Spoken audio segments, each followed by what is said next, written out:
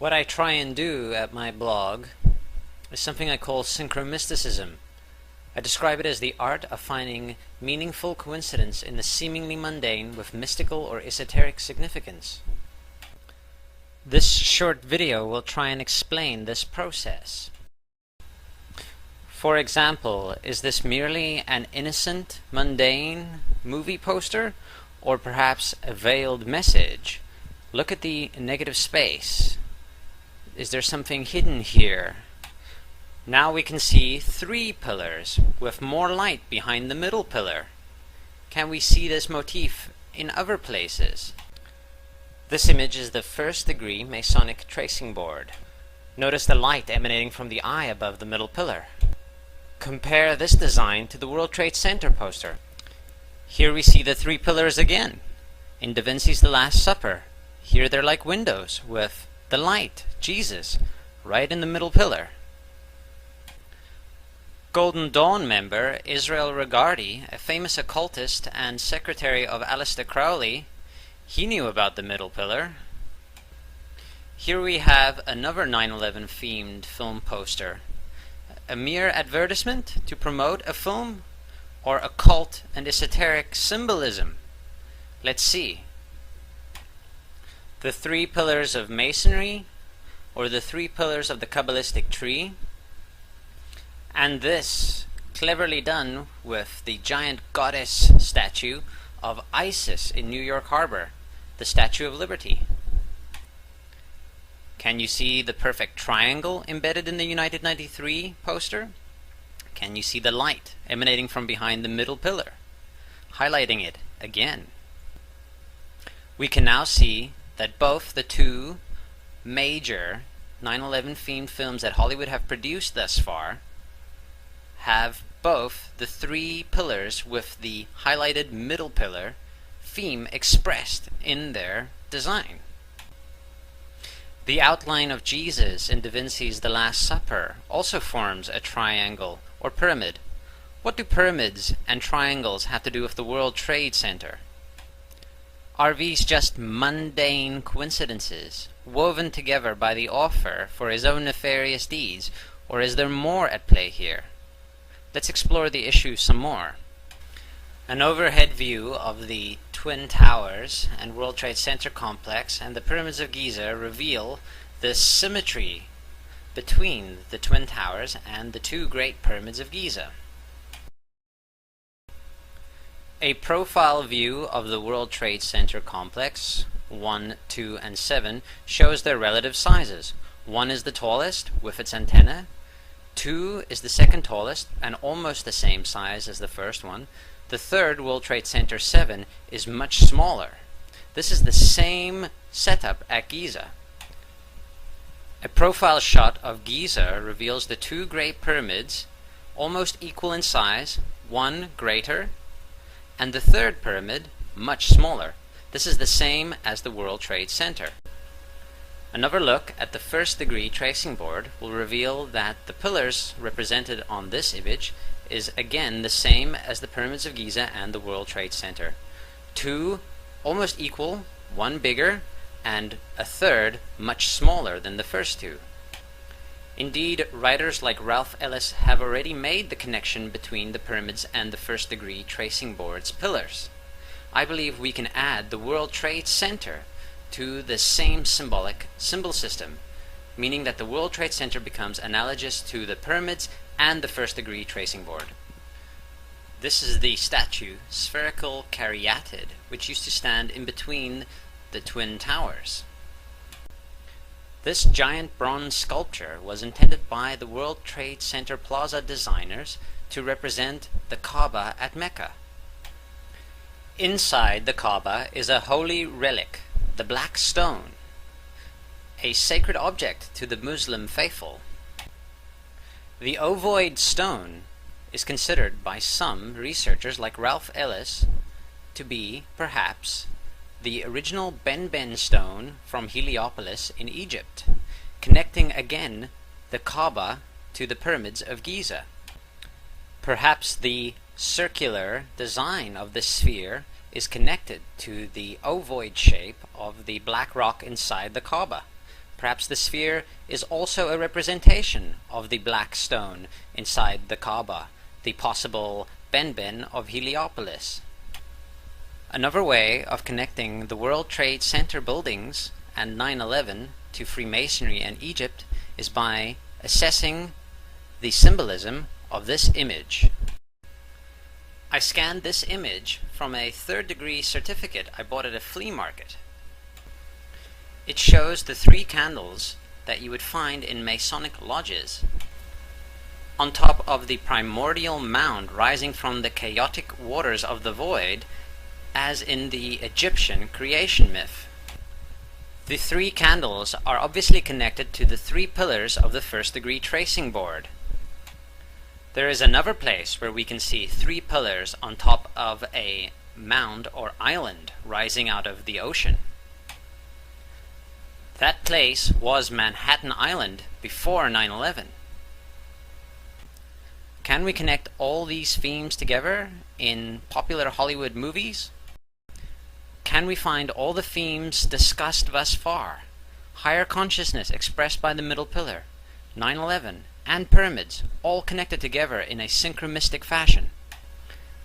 In the 1982 film by John Carpenter, Escape from New York, we see the president's plane flying towards the New York skyline. We also see Kurt Russell as Snake Plissken landing his glider on the roof of the World Trade Center.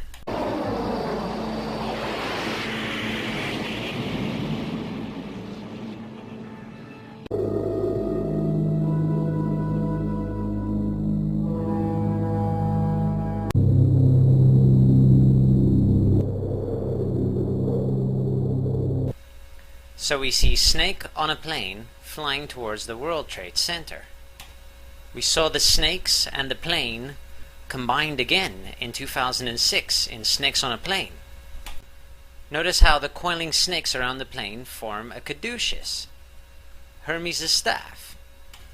The staff of Hermes, like the radiating middle pillar in the Tree of Life or the Kabbalah tree, are symbols of higher consciousness. The coiling serpents representing the Kundalini energy rising up the spine, up to the third eye chakra. In the movie Stargate, we see Kurt Russell, who now resonates synchromistically with Snake Plissken from Escape from New York, going through the Stargate. Notice, he is the first person to go through the Stargate.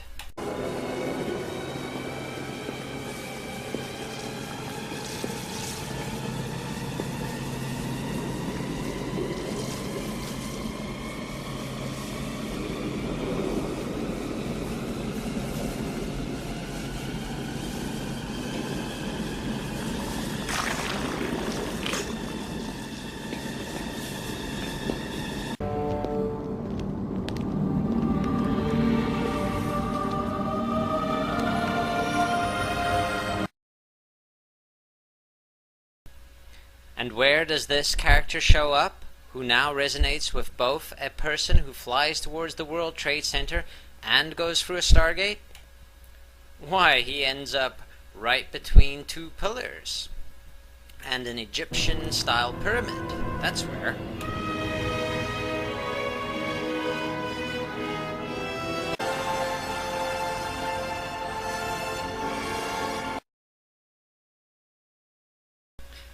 In the mechanics of Synchromysticism, the synchronicities between the Stargate film and Escape from New York and Snakes on a Plane confirms our suspicions about the World Trade Center and the Pyramids of Giza.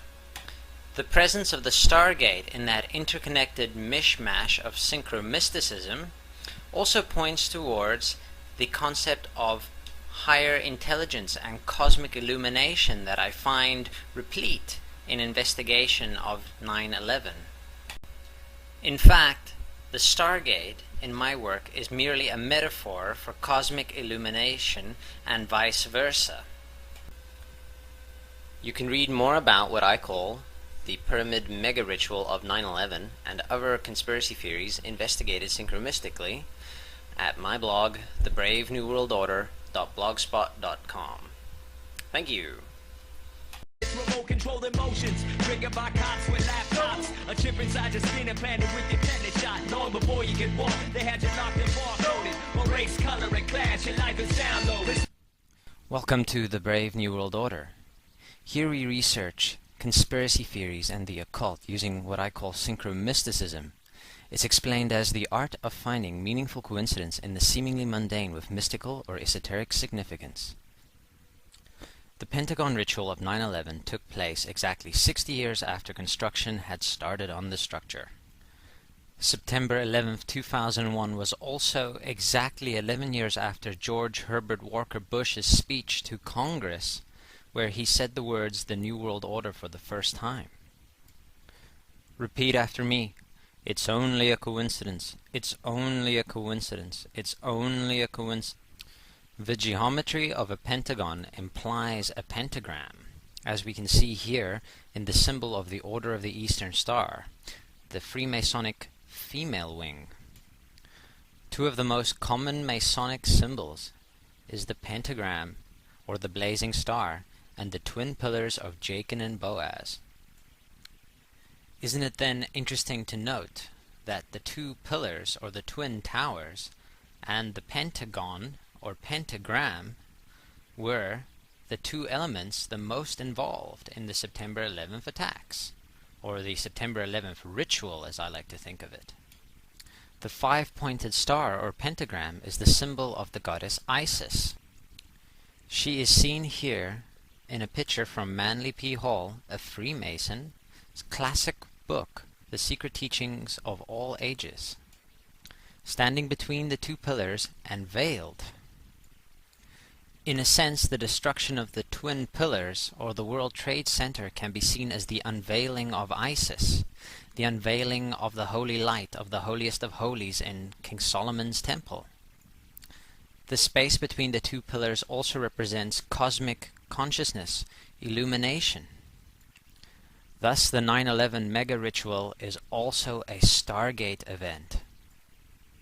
But of course, there were three pillars, or three towers, destroyed on 9/11. Here we see that the Freemasons also have a symbol system that incorporates the three pillars. Just like 9/11, we have two that are bigger, almost the same size, and a third that's smaller. This is also the reality of the three towers or pyramids at Giza.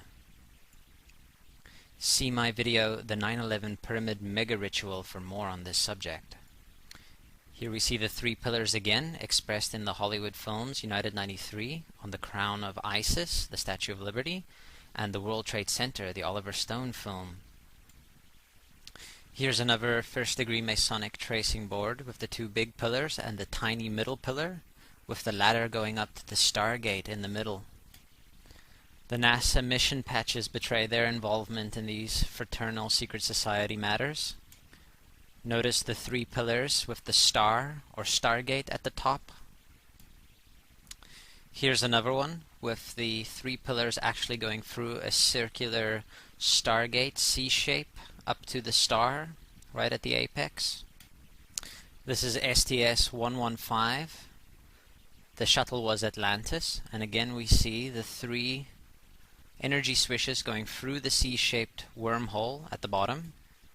We see the six-pointed star of Pharaoh David and Pharaoh Solomon. Notice also that we have the pyramid with missing capstone hidden in this image.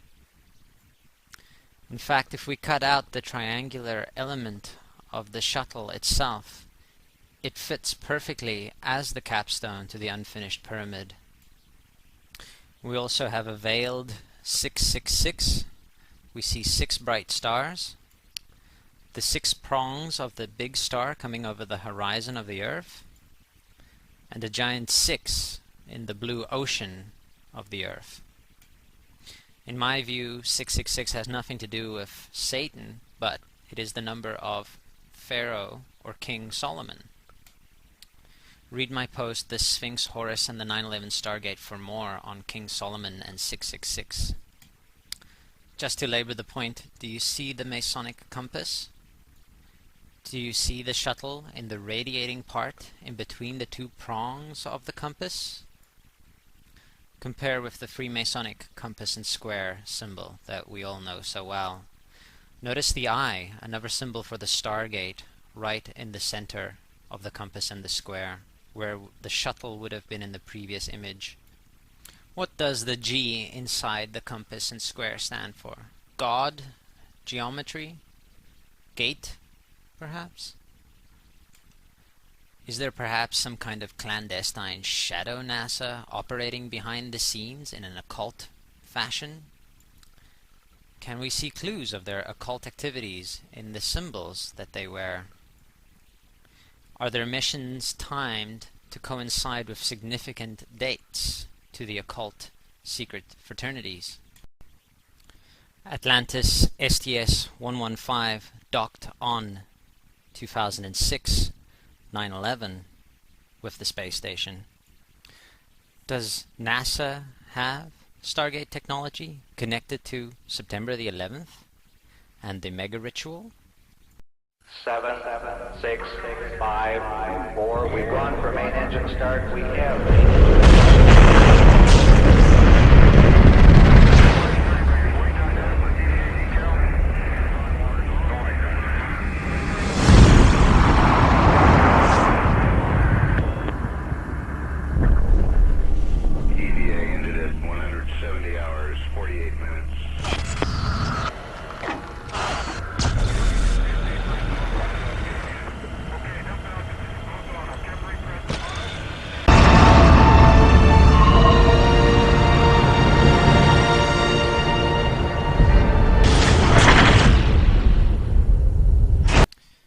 Just saw the teaser trailer for the live-action Transformer film. In it were expressed the themes of Mars and NASA conspiracy theories, which we can now tie together in the mechanics of Synchromysticism and connect to anything else that connects to Transformers. Now they resonate with Transformers, Mars, and NASA conspiracy theory. We see in screenshots that the Pentagon is also involved in this movie. Transformers, of course, is also about aliens from other worlds. Synchromistically, we can now connect all these themes together: Mars, NASA conspiracy theories, extraterrestrials, and the Pentagon, all through the film Transformers. There's interesting resonance between the D&M pyramid on Mars, a speculated alien artifact, and the Pentagon in Washington, D.C. I have in my work connected the Twin Towers to the pyramids, so it's fascinating to find the possibility that the five-sided pyramid on Mars could be connected to the Pentagon. Is this supposed Martian pyramid connected to the Stargate mega ritual of 9/11 through the Pentagon? Jack Parsons, a co-founder of Jet Propulsion Laboratories, an important player in NASA's early history, and hand-picked leader of the OTO in America by Aleister Crowley, standing at the left holding a rocket. Parsons was known to recite Aleister Crowley's Hymn to Pan before his test rocket launches. A few online researchers have put forward the mind-liquefying concept that George W. Bush might be Aleister Crowley's grandson. Is this a blood relative of Aleister Crowley invoking Pan while reading The Pet Goat? Are we witnessing a televised initiation of the 9/11 mega ritual through Pan? A veiled occult message only to be understood by those with eyes to see? Is it merely the cosmic giggle and the interconnectedness of all things? Misinterpreted as grandiose conspiracy theory? I would suggest the secret society higher-ups, being intimately involved with higher consciousness, move with the forces of coincidence and conspiracy in a seamless fashion. I personally find their motives and techniques to be questionable and believe we should assert our own authority and connection with the divine. If you want to learn more about Synchromysticism and the 9/11 mega Stargate ritual, go to thebravenewworldorder.blogspot.com. Thank you very much. This corporate sculpture, which used to stand in between the twin towers, is called the spherical caryatid. It was made by artist Fritz Koenig, and was nicknamed the Sphere. Let's have a quick look at Earth's consensus library entry about this piece and see what we can learn. We see that Koenig made this thing in Bavaria, the same place where the Illuminati was founded.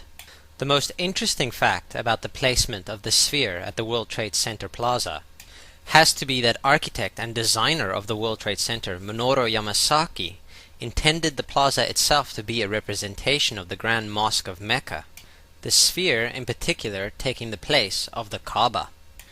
Ralph Ellis posits in his book Jesus Last of the Pharaohs that the sacred black stone, the cornerstone of the cubic Kaaba, might be the Egyptian Benben of Heliopolis. Considering the ovoid shape of the visible part of the black stone, I wouldn't be surprised if Yamasaki's actual intention was for the sphere to represent the black stone, the possible Benben. Some traditions hold that the stone was conic, and that it was the precursor of the obelisk and the pyramid. We should also bear in mind in this regard that the Great Pyramid has the ratio of pi encoded mathematically in its design. The Benben, the obelisk, the pyramid, the circle, and the sphere are thus all intimately connected. Ralph Ellis further speculates in Eden in Egypt that the processional rituals of the Muslims during the Hajj are directly descended from the rituals involving the circling of the Great Pyramid of Giza. This is why I believe the sphere was set to rotate every 24 hours at the World Trade Center Plaza. It was mimicking the processional rituals at the Kaaba and at the Great Pyramid of Giza. We are now looking at a 1997 episode of The Simpsons, The City of New York versus Homer Simpson. In this episode, we see the twin pillars of Solomon's Temple, and also the sphere representing the cubic Kaaba at Mecca. To put this into perspective, let's trace the evolution of the cuboid shape through the Abrahamic megacults. We find the original sacred cuboid inside the Great Pyramid of Giza in the design of the King's Chamber. The door of the Great Pyramid might also have been a cubic stone. Please view my video The Cuboid Stargate for more information on this subject. No longer being able to perform the Stargate rituals at Giza, the Hyksos Shepherd Kings and their flock of Aries constellation worshippers took their portable cosmic illumination or Stargate box and left. This is a portable chest found in King Tutankhamun's tomb. Tutankhamun was most likely a relative of Akhenaten and Moses, and therefore the chest quite likely looked like this. The cuboid tabernacle with its cuboid holiest of holies and cuboid Ark of the Covenant stood in for the King's Chamber during the Exodus. This would all culminate in a more permanent replacement for the Giza Plateau, Solomon's Temple, where the Ark again rested in a cubic space, the holiest of holies. At present, the exact history of the Kaaba is a bit of a mystery, but if the Muslim faithful are correct and Abraham was involved, and if the esoteric tradition I follow of Abraham being the first Hyksos pharaoh is correct, then we are yet again dealing with a variation of the King's Chamber in the Great Pyramid of Giza. As Ralph Ellis explains, the first degree tracing board is a representation of Solomon's Temple. Solomon's Temple being modeled after Giza, this is also a representation of the Giza Plateau. The three pillars being the three greater pyramids of Giza, and the two cubes being the plugs or the doors of the pyramid, and I would further speculate a symbol of the double square of the King's Chamber floor plan. Inside every Masonic lodge you are likely to find the two pillars of Solomon's Temple and the five-pointed or blazing star. It seems highly unlikely to my mind that it is a mere coincidence that these are the same elements we see at play in the 9/11 event. My current belief system views what happened on that day as a mega ritual. When the symbolic pillars came down on 9/11, the holiest of holies was revealed. Isis was unveiled. If we think of the towers as the pillars of Hercules, then what was revealed was the new Atlantis. We find another related and valid symbol system in the Kabbalah. Here the World Trade Center represents the left and the right pillar, the middle pillar being formed by the space in between, and representing, amongst other things, cosmic illumination or higher consciousness. The middle pillar can also be viewed as World Trade Center 7. We then have all three the pillars on the first degree tracing board representing Solomon's Temple and in its turn the three major pyramids of Giza evoked during the 9/11 mega ritual. Which brings us to my current preferred metaphor for higher consciousness, the Stargate. We now have enough context to fully appreciate the beautiful mystery. We see Homer Simpson staring down at the concentric circle, bullseye, or target motif very common to symbols of the Stargate, with the sphere right at its heart. Remember that architect Yamasaki intended this object to be a representation of the cubic Kaaba in Mecca. I have attempted to show how the sphere, the Kaaba, and the Ben of Heliopolis are symbolically interchangeable. Synchromystically we can then say Homer is standing inside Solomon's Temple or the pyramids and looking down at the holiest of holies and the Ben stone. Here's a fascinating sync pointed out by John Valentini and others. Lisa holds up an advertisement in this episode made years before the 9/11 mega ritual. The 9 and the towers themselves forming the mantra we know so well, 9/11. We were on assignment. We were supposed to kill two birds with one stone. In Fight Club, Project Mayhem destroys a giant bronze spherical sculpture. This seems an obvious reference to the sphere at the World Trade Center complex. Trust me. Everything's gonna be fine. In a pivotal scene reminiscent of 9/11, we see the destruction of skyscrapers and the change of a skyline. In 1904, Crowley would receive the Book of the Law soon after meditating in the King's Chamber of the Great Pyramid. He claimed he had been contacted by a being called Aiwas. Crowley would also use this symbol in his work. Some of its meanings are said to include a reference to the number 77 in Hebrew and a connection to the god Pan. Crowley made this drawing of a non-human intelligence he saw during a ritual. Synchronist 23 has made the connection between Aiwas and the Wizard of Oz, and has further pointed out the similarities between Crowley's grey alien-like drawing and the depiction of the projection of the Wizard of Oz in the film version. Give the matter a little thought. This is the film United 93, based on the events of 9/11. A would-be hijacker is making his fake bomb in the washroom of Flight 93. Coming up the Jersey Turnpike, and I'll tell you, New York was like Emerald City. Yeah, it was beautiful. We just saw a passenger in United 93 explaining to another how beautiful New York was and comparing it to the Emerald City in The Wizard of Oz. The much overlooked theory has been put forward on the internet that when we are looking at George W. Bush, we are actually seeing Aleister Crowley's grandson.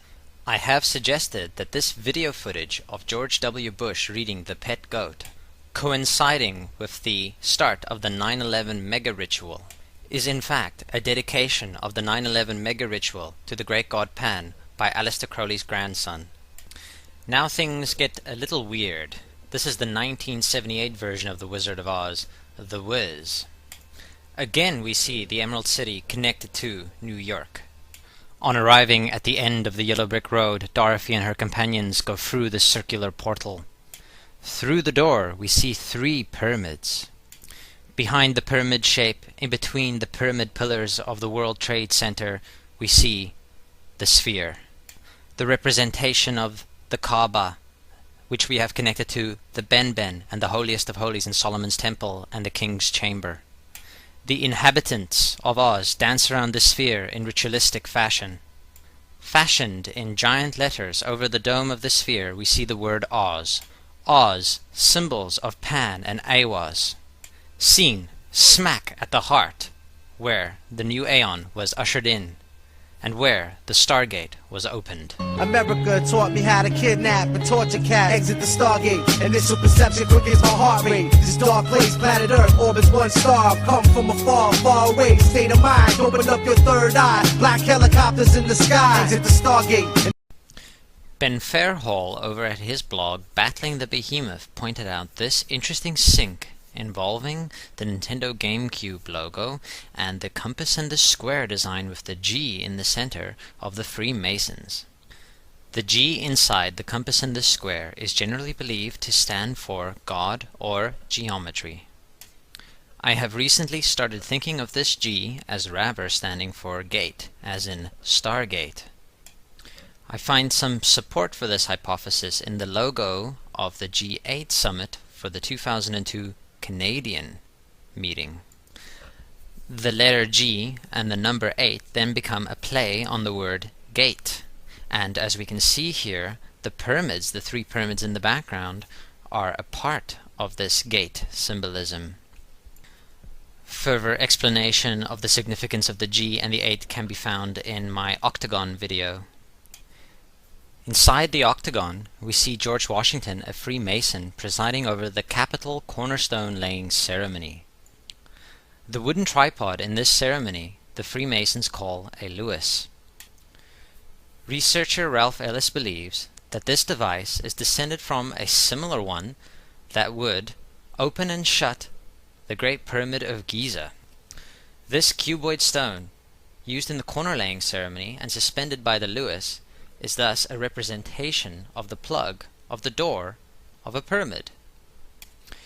If the pyramids were, as I suspect, ritualistic initiation chambers, inside which priests, chief architects, and pharaohs would ingest entheogens and travel through the Stargate of cosmic illumination, then the cuboid stone, sometimes called the perfect ashlar, is the door to the Stargate. If we bear that context in mind and look at the design of the Nintendo GameCube logo again, a very mysterious, synchromistic connection can be made. We see the G, which I have connected to the word gate, inside the cube, the Masonic representation of the Stargate. Nintendo's flagship character, game, and the best-selling video game of all time is Mario Brothers. As players of the game will know, and as the image above attests to, Mario frequently takes the Amanita muscaria type magic mushroom inside of him, which sometimes gives him new life and other magical properties. It's me, Mario! While ingesting magic mushrooms, Mario is often seen traveling through wormholes, portals, and stargates. I recently shared my viewpoint that the pharaohs and the priests of Egypt were eating mushrooms and opening stargates inside the pyramids. In a 1989 cartoon based on the Mario Brothers game, the entheogenic reality of ancient Egypt is synchromistically made plain. We further find synchronicities that resonate with the ideas put forward by researchers like Ralph Ellis and Michael Tsarion. Ideas such as the Hebrew slaves during the Exodus being, in actual fact, the Egyptian worshippers of the constellation Aries, under the rule of the Hyksos shepherd kings. Commandment number 2. Thou shalt hire no plumbers. Mamma mia, look at A good example of this is seen in the clip above, where the 10 Commandments are issued by the Pharaoh and written on Egyptian-type stone stela. This is a far more likely scenario than the one we hear in the biblical narrative. Amazing synchromistic proof is found for the entheogenic nature of Exodus. As we see in this scene, the alleged Hebrew slaves living inside Amanita muscaria type magic mushrooms and even being called the Mushroom People. Looks like all the mushroom people vanished! We also see how our Stargate traveler, Mario, and his friends, who include an anthropomorphized magic mushroom, are locked up inside the pyramid by the evil Koopa Pharaoh. Andrija Puharic, the man most famous for bringing psychic Uri Geller to the United States for investigation, and inseparable from the mysterious The Nine, wrote this early work, The Sacred Mushroom, Key to the Door of Eternity. The book details Puharic's association with a sculptor called Harry Stone. Stone is claimed to have unusually acute extrasensory perception and would spontaneously lapse into deep trance states, under which he gained the ability to speak and write in ancient Egyptian. He claimed to be a highborn Egyptian Rahotep of the pyramid-building era, and divulged that magic mushrooms were part of the rituals of Giza. His description of the effects of this ritual reads, "Opening the door, enter it, disappear through it, but it's only for those who know." Predictably, I view this description as a clear Stargate opening and traveling through the door of cosmic illumination. Okay, so here we see the Ark of the Covenant, a cubic structure, I might add, being discovered by Harrison Ford and John Rhys Davies in the Indiana Jones film Raiders of the Lost Ark. In my previous video, Moses, 9/11, and the Magic Mushroom, I said that perhaps inside this cuboid box was kept the sacred sacrament of the magic mushroom.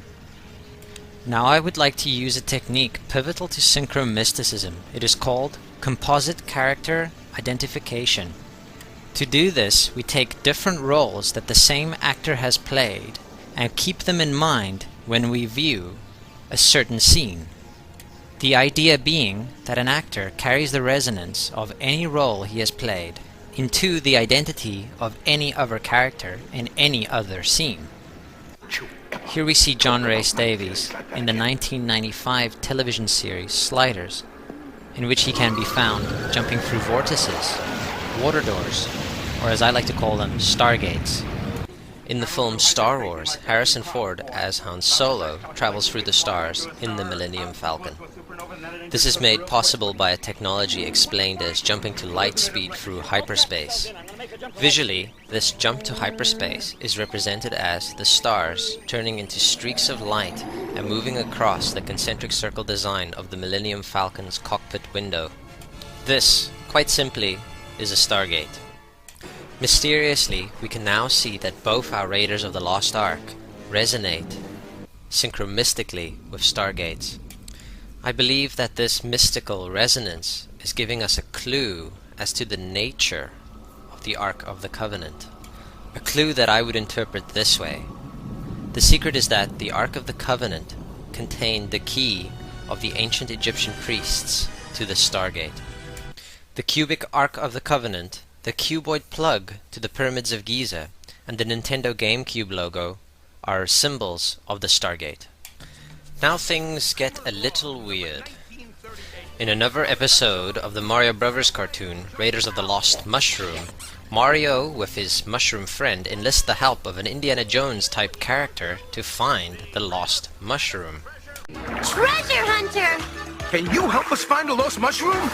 This is simply amazing synchromistic confirmation of the idea of an entheogenic substance inside the Ark, as we have Indiana Jones, the Ark of the Covenant, and the Magic Mushroom all connected intimately in one scene.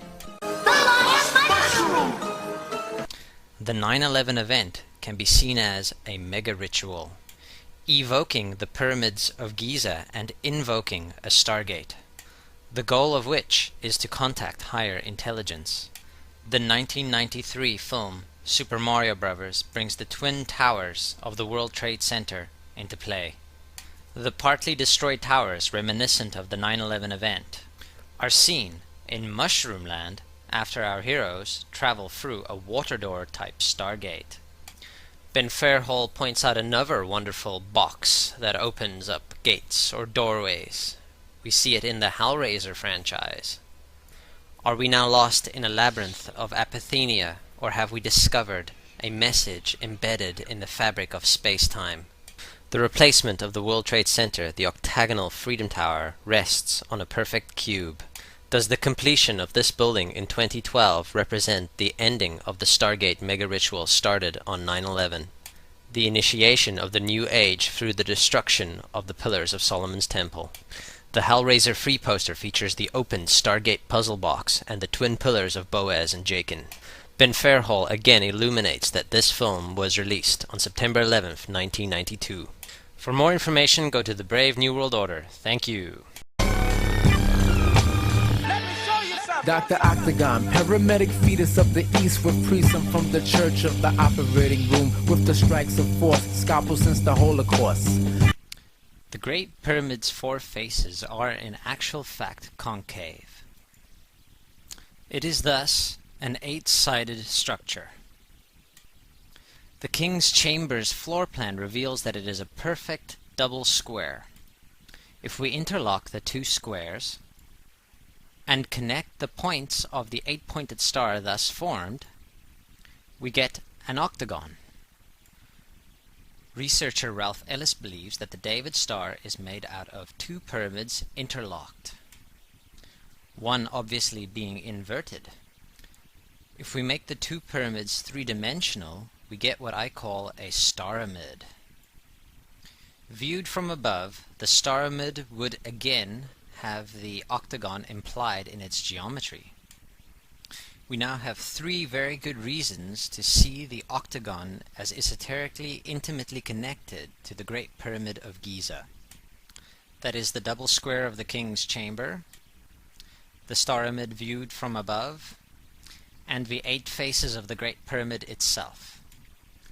I agree with Ralph Ellis that King Solomon was a Hyksos pharaoh. It is therefore highly unlikely that there isn't an intimate connection between the 8-sided Great Pyramid of Giza and the 8-sided floor plan of the Dome of the Rock. Remembering, of course, that the Dome of the Rock is believed to be the original location of King Solomon's Temple.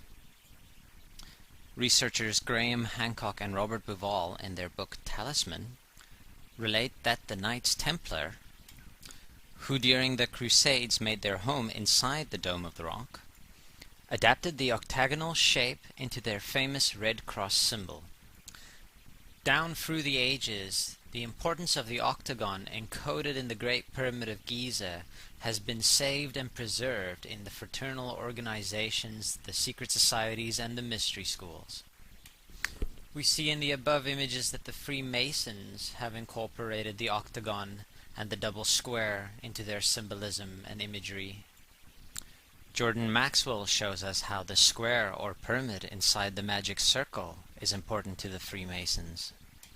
Seen here is the giant Freemasonic Egyptian obelisk viewed from the top in Washington, D.C. Thus it can be viewed as a pyramid inside a magic circle or Stargate. Remember in this regard how a pyramid connects to the octagon.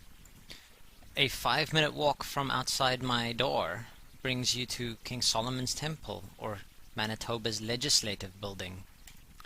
On arriving, we see, on top of an octagonal dome, Golden Boy, Hermes, or Thoth, or even Prometheus with his illuminating torch. We enter in between 2 sphinx flanking the entrance. Once through security, we head for the lower floor and onto the pool of the Black Star. We are now inside a giant circular chamber with a large 8-pointed star and octagon inside a circular Stargate. Is this the location and scene of many a secret society ritual? Inside a building designed after King Solomon's Temple? As I lie here, I am very near to the geographical center of the North American continent. I am inside an octagon referencing the Great Pyramid of Egypt. And I am lying underneath a 13-foot golden statue of the god Thoth. Unfortunately, I have been beaten to the Stargate by Britney Spears, who is seen lying inside an 8-pointed star in the video for Oops, I Did It Again. She is also represented in the video as the first life discovered by astronauts from Earth on Mars. Goro Adachi, at his website Etemenanki, makes the connection between this NASA mission patch and the Dome of the Rock's outline. He has also shown us the veiled Masonic compass and square hidden in the image. It is likely that the compass and square, just like the Star of David, has its origin in two interlocking pyramids, one inverted, as above, so below. Notice the eye of cosmic illumination of the Stargate inside the two pyramids. Remember that if we think of the two pyramids as three-dimensional, we can see how the octagon is implied even by the shape of the David star or the compass and the square. There is one more way to connect the shapes of the octagon and the pyramid. Jordan Maxwell relates that the cross formy, as the one used by the Knights Templar and seen on the Queen's crown, can be viewed as a pyramid with missing capstones seen from above. The cross shape can be connected back to the Dome of the Rock, connecting the Dome of the Rock again to the pyramids. We see the pyramids and the 8 connected again in the logo of the G8 summit. Remember, summit could be seen as the peak of a pyramid, the apex. Remember how we connected the pyramids and the octagon and the 8 all to this symbol, the compass and the square. This one with the enigmatic G in the middle. At the moment I think of the G as the word gate, Stargate. In actual fact, the G8 logo above with the pyramid, the G and the 8, is the equivalent of the compass and the square with the G inside. This all being no surprise considering who sits at the G8 summit. Is the G and the 8 just a veiled way of saying gate? This is the octagonal Millennium Gate from Star Trek Voyager. This octagonal tower was said to be the model for the first habitat on Mars. But hang on a second, wasn't Britney Spears the first life on Mars, inside an 8-pointed star, no less? Notice again, please, the 3 pillars going up to the Stargate. This is the first degree Freemasonic tracing board with its 3 pillars, towers, pyramids, whatever, and Jacob's ladder moving up to the Stargate right in the middle. Many faithful believe the Dome of the Rock to be the scene of Jacob's ascension of the ladder into heaven, into the Stargate.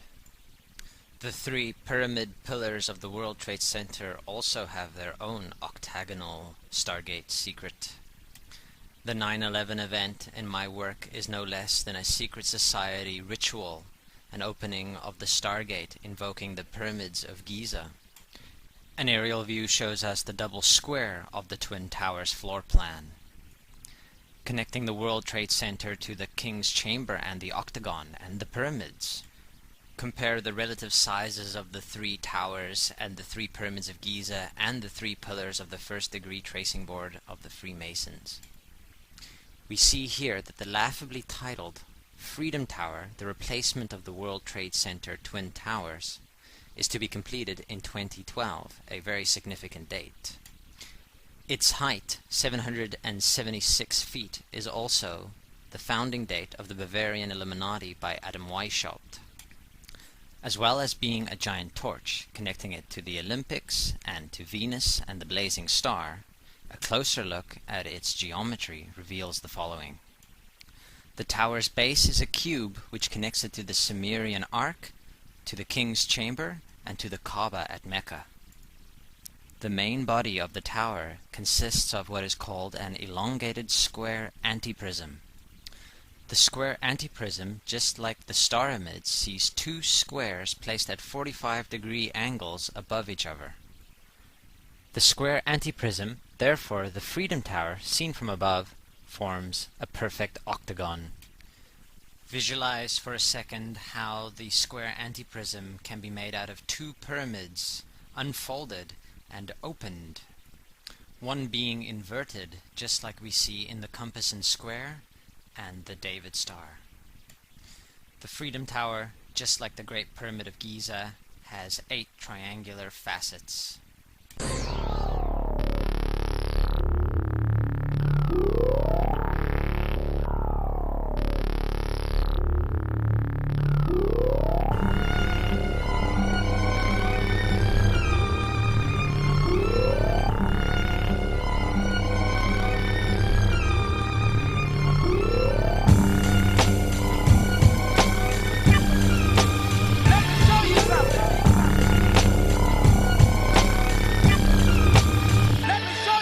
Dr. Octagon, paramedic fetus of the east with precinct from the church of the operating room with the strikes of force, scalpel since the Holocaust. I do indeed and greed, explore, meet the patients, back to rooms with the nurse with the voodoo curse. Holding up office lights, standing at huge heights, back and forth, left wing, swing to north, east and south with blood pouring down your mouth. I come prepared with the white suit and stethoscope, listen to your heartbeat, delete, beep, beep, beep.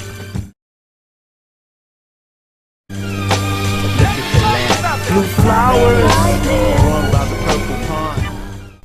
When Pharaoh Tutankhamun's tomb was found early in the 20th century, a wreath of flowers was discovered surrounding the vulture and the cobra, surmounted over the third eye or Ajna chakra position of Tut's outermost sarcophagus. Inside the innermost sarcophagus was found the lotus, or to be more precise, the blue lily of Egypt.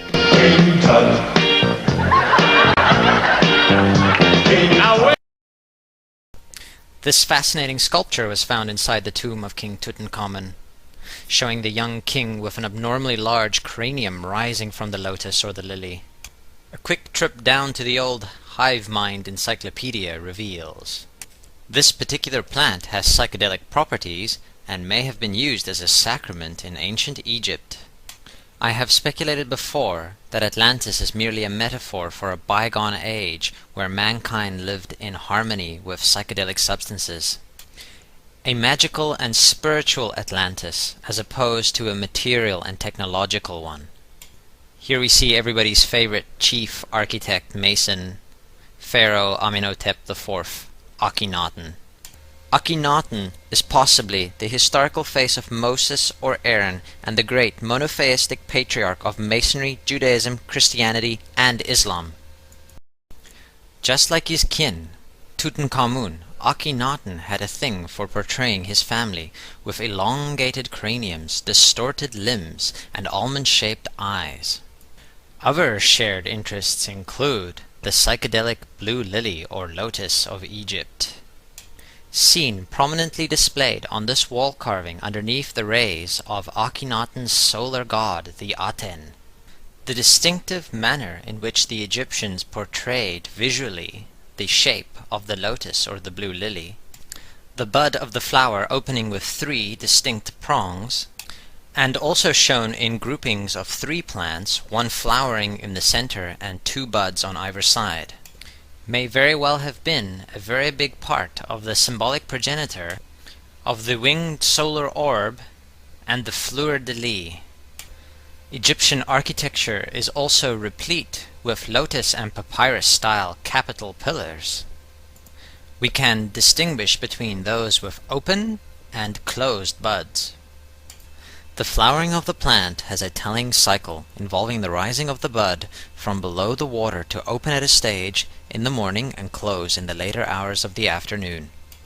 This cycle is firmly connected to, and might be the originator of, the primordial mound mythology, but certainly connected the lily to the movement of the cycles of the sun in the ancient Egyptian mind. This relationship between the lotus and the sun gives us another reason to view the winged orb symbol as intimately related to the plant in question. By logical extension, we can connect the staff of Thoth, Hermes, to the lotus, seeing as the staff or wand is just another version of the winged solar disk.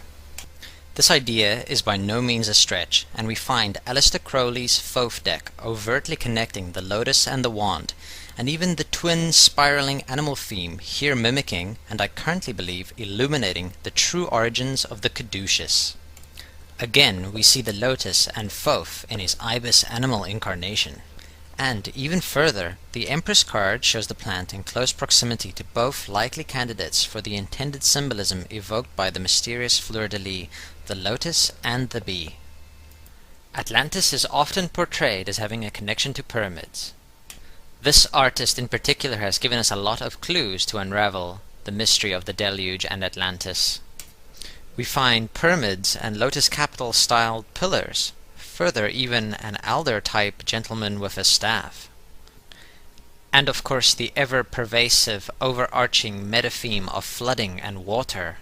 The pyramids of the Giza Plateau in Egypt the psychedelic secrets of Hermes' staff and their associated histories and creation myths easily cover the themes of Atlantis and the deluge, and vice versa. Atlantis in this context becomes merely the Giza Plateau and the primordial mound legend, rising from the chaotic ocean, rolled into one single narrative, primarily finding its origins in the observation of the cycles of the blue lily. It seems likely that the annual flooding of the Nile, and depending on the disputed age of the pyramids, even possibly the melting of glaciers from the last ice age, might have contributed to this submerged pyramid theme. I find some synchromystic connections between the god Thoth and Donald Duck. This is more like it. First off, both Thoth in his ibis form and Donald Duck are aquatic birds. Let's also take a quick look at some of the adventures that Donald Duck has gotten involved in over the years. Thoth is a moon god, and we see in this ancient Egypt-themed episode of the late 80s cartoon show, DuckTales, Donald Duck's uncle and nephews trying to save him from a moon cult. Legends also speak of Thoth being the original architect or pyramid builder. I want a pyramid. I want a pyramid. This is a Donald Duck Adventures from 2005. Notice also the bee, which we'll see more of in part 2. We should also take note that this duck is dressed like Indiana Jones, which makes him resonate with a Grail searcher or an Ark raider. This will again become relevant in part 2, where we will see Han Solo, Harrison Ford, our Stargate traveler. Inside this same comic, we see that it is called Donald Duck in the Eye of Ra, and we find our Thoth resonator trying to complete the unfinished pyramid. If we continue to read and look closer, we find the artist has incorporated the triple lotus into this extremely elegant synchromystic affair. And then, as if the universe is answering our synchromystic investigation, we see Donald and Thoth the scribe in the same panel, a direct synchromystic hit. Now that we have the psychedelic lotus and Thoth synchromystically connected to Donald, we can view his other adventures bearing in mind this newly attributed esoteric resonance and draw some intuitive conclusions about possible occult realities concerning these other narratives. Here we find Thoth Duck and his elder relative, Uncle Scrooge, hanging out at Atlantis.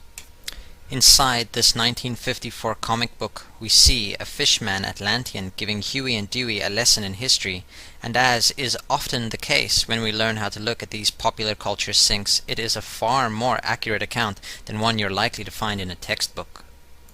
Donald's nephews have not made their final appearance in these series of videos.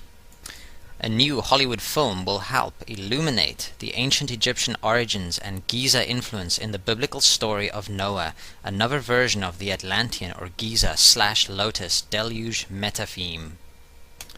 We see the solar rays of the primary Atenus deity, the sun, shining down on the wizened old man I believe we can now start to recognize as Thoth. The pairs of animals seem most likely to be the zodiac, connected in some forgotten way perhaps to Gemini, and resonate Thoth Hermes, twin-coiled serpent staff. Our biggest clue comes in the shape of the dome or breast of the Capitol building and the phallus of the Washington Monument neatly juxtaposed to the Ark. In The Secret Zodiacs of Washington, D.C., David Overson posits that the Capitol dome is the symbol of the half-arch of the heavens. This dome is surmounted by a black statue of the Egyptian goddess Isis. In one picture we have Isis and the pyramid-topped obelisk synchromystically confirming the ancient Egyptian resonance connected to the Ark flood story. More about that later. Hello and welcome to Fantasia 2000. Thoth Duck yet again seen here taking part in the Noah Thoth narrative.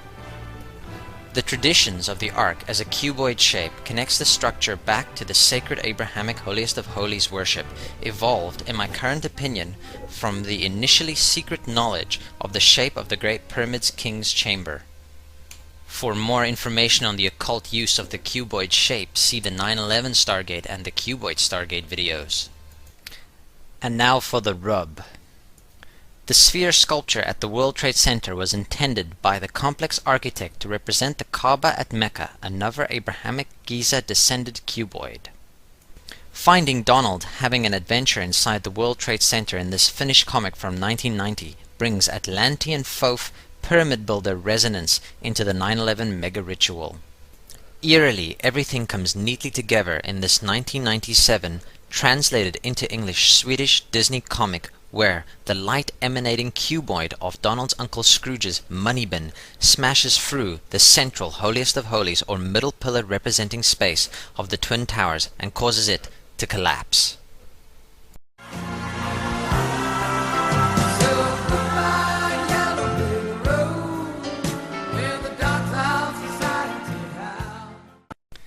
In a previous video, the Freedom Tower and the octagonal Stargate, I traced the trail of the esoteric use of the octagon, starting at the Great Pyramid and moving all the way up into its present use by the materialist faction of the Illuminati in the design of the Freedom Tower to be completed on the suspected date of the immanentization of the eschaton, 2012.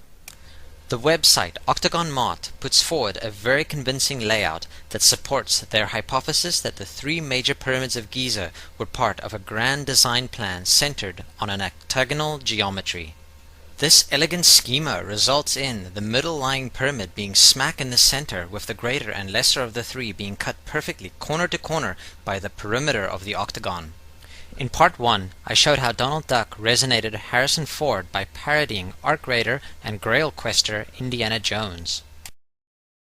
Here we see Mr. Ford this time as Han Solo, the space traveler. Solo and his Falcon have been cited as Stargate resonating in contact with higher intelligence and the Saturn hexagon.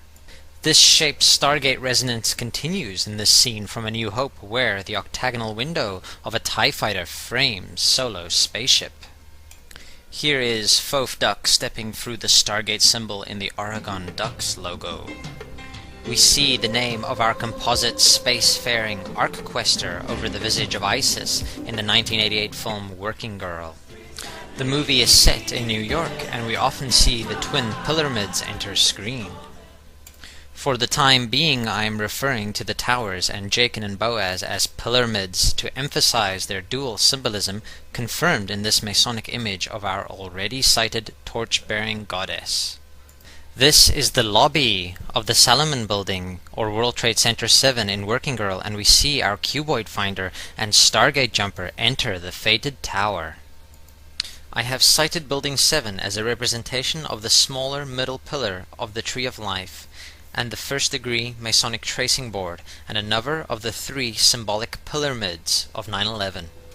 Inside an office of our middle pyramid, another revealing scene from Working Girl. My underwear doesn't make me Madonna. Putting aside the Madonna reference for the time being, I would like to bring to our attention Joan Cusack's octagonal earrings. Here's our middle pyramid entering cuboid questing, Stargate jumping, omni-adventurer running from a sphere intercut with another from Disney's 2005 Chicken Little. A few more relevant shapes are seen here in the form of the octagon and hexagon polyhedrons. It was shaped like that! It looks like a stop sign? Yes! In this movie, Chicken Little repeatedly causes upset by proclaiming suspicious stellar phenomena after finding alien spaceship cloaking plates fallen from the sky. Although referring to these polyhedrons as stop sign shaped, they are indeed hexagons, not octagons. The hexagon made a dramatic entrance into human consciousness earlier this year with the discovery of a giant rotating stable polygon on the northern pole of Saturn. My video about the shape posited it as a symbol of contact with higher intelligence and featured a hexagon discovered imposed on Saturn through a Buckminster Fuller geodesic dome in the film Silent Running. This heavily Noah's Ark resonant narrative sees the main character, Freeman Lowell, saving the last vestiges of Earth's natural wonders with the help of his robots, Huey, Dewey, and Louie. You will answer to the name of Dewey.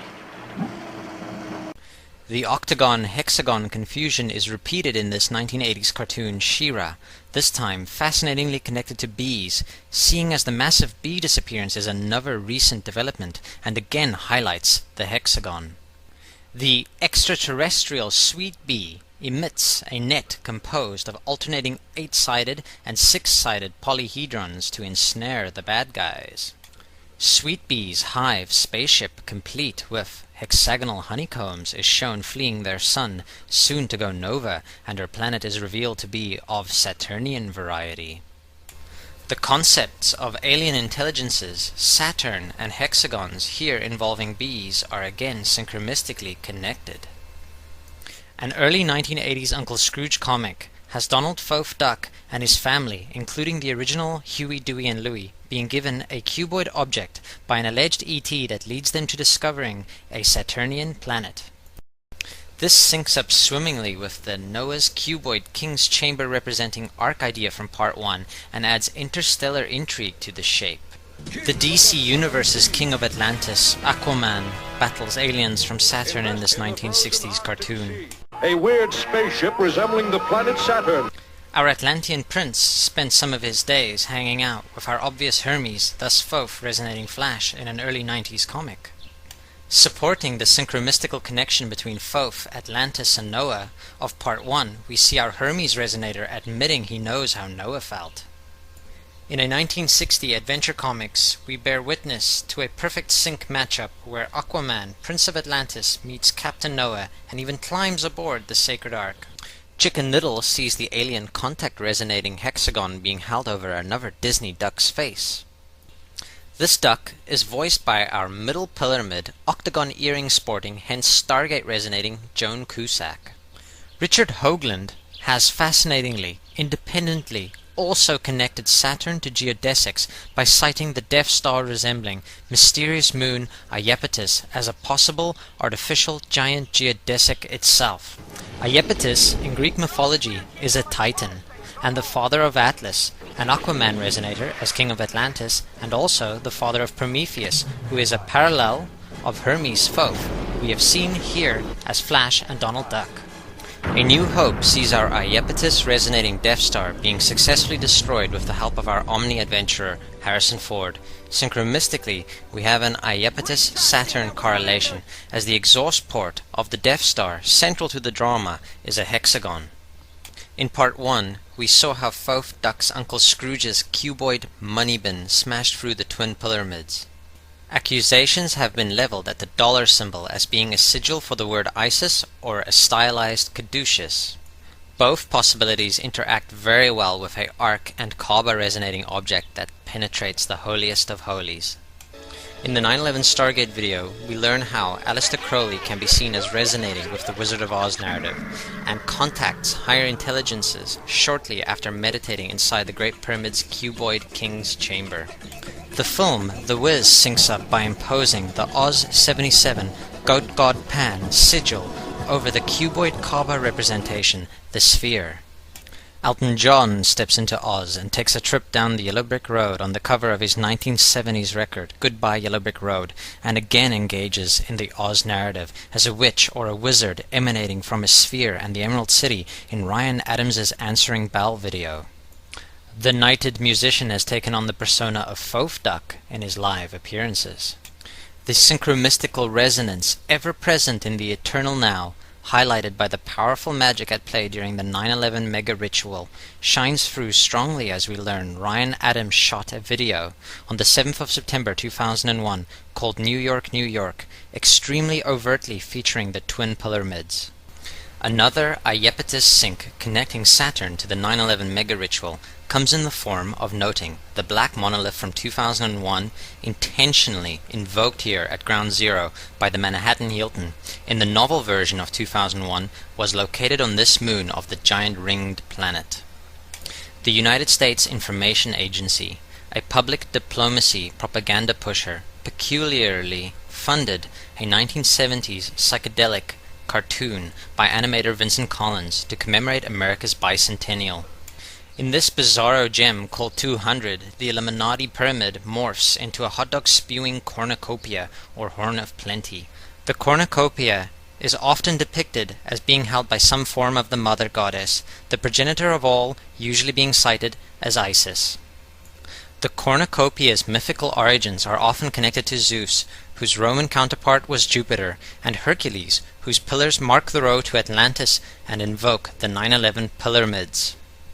The horn is further often believed to be a goat's, and this depiction shows Pan, our Oz-77 sphere resonator, looking down at Zeus Jupiter being fed by the goddess from the horn.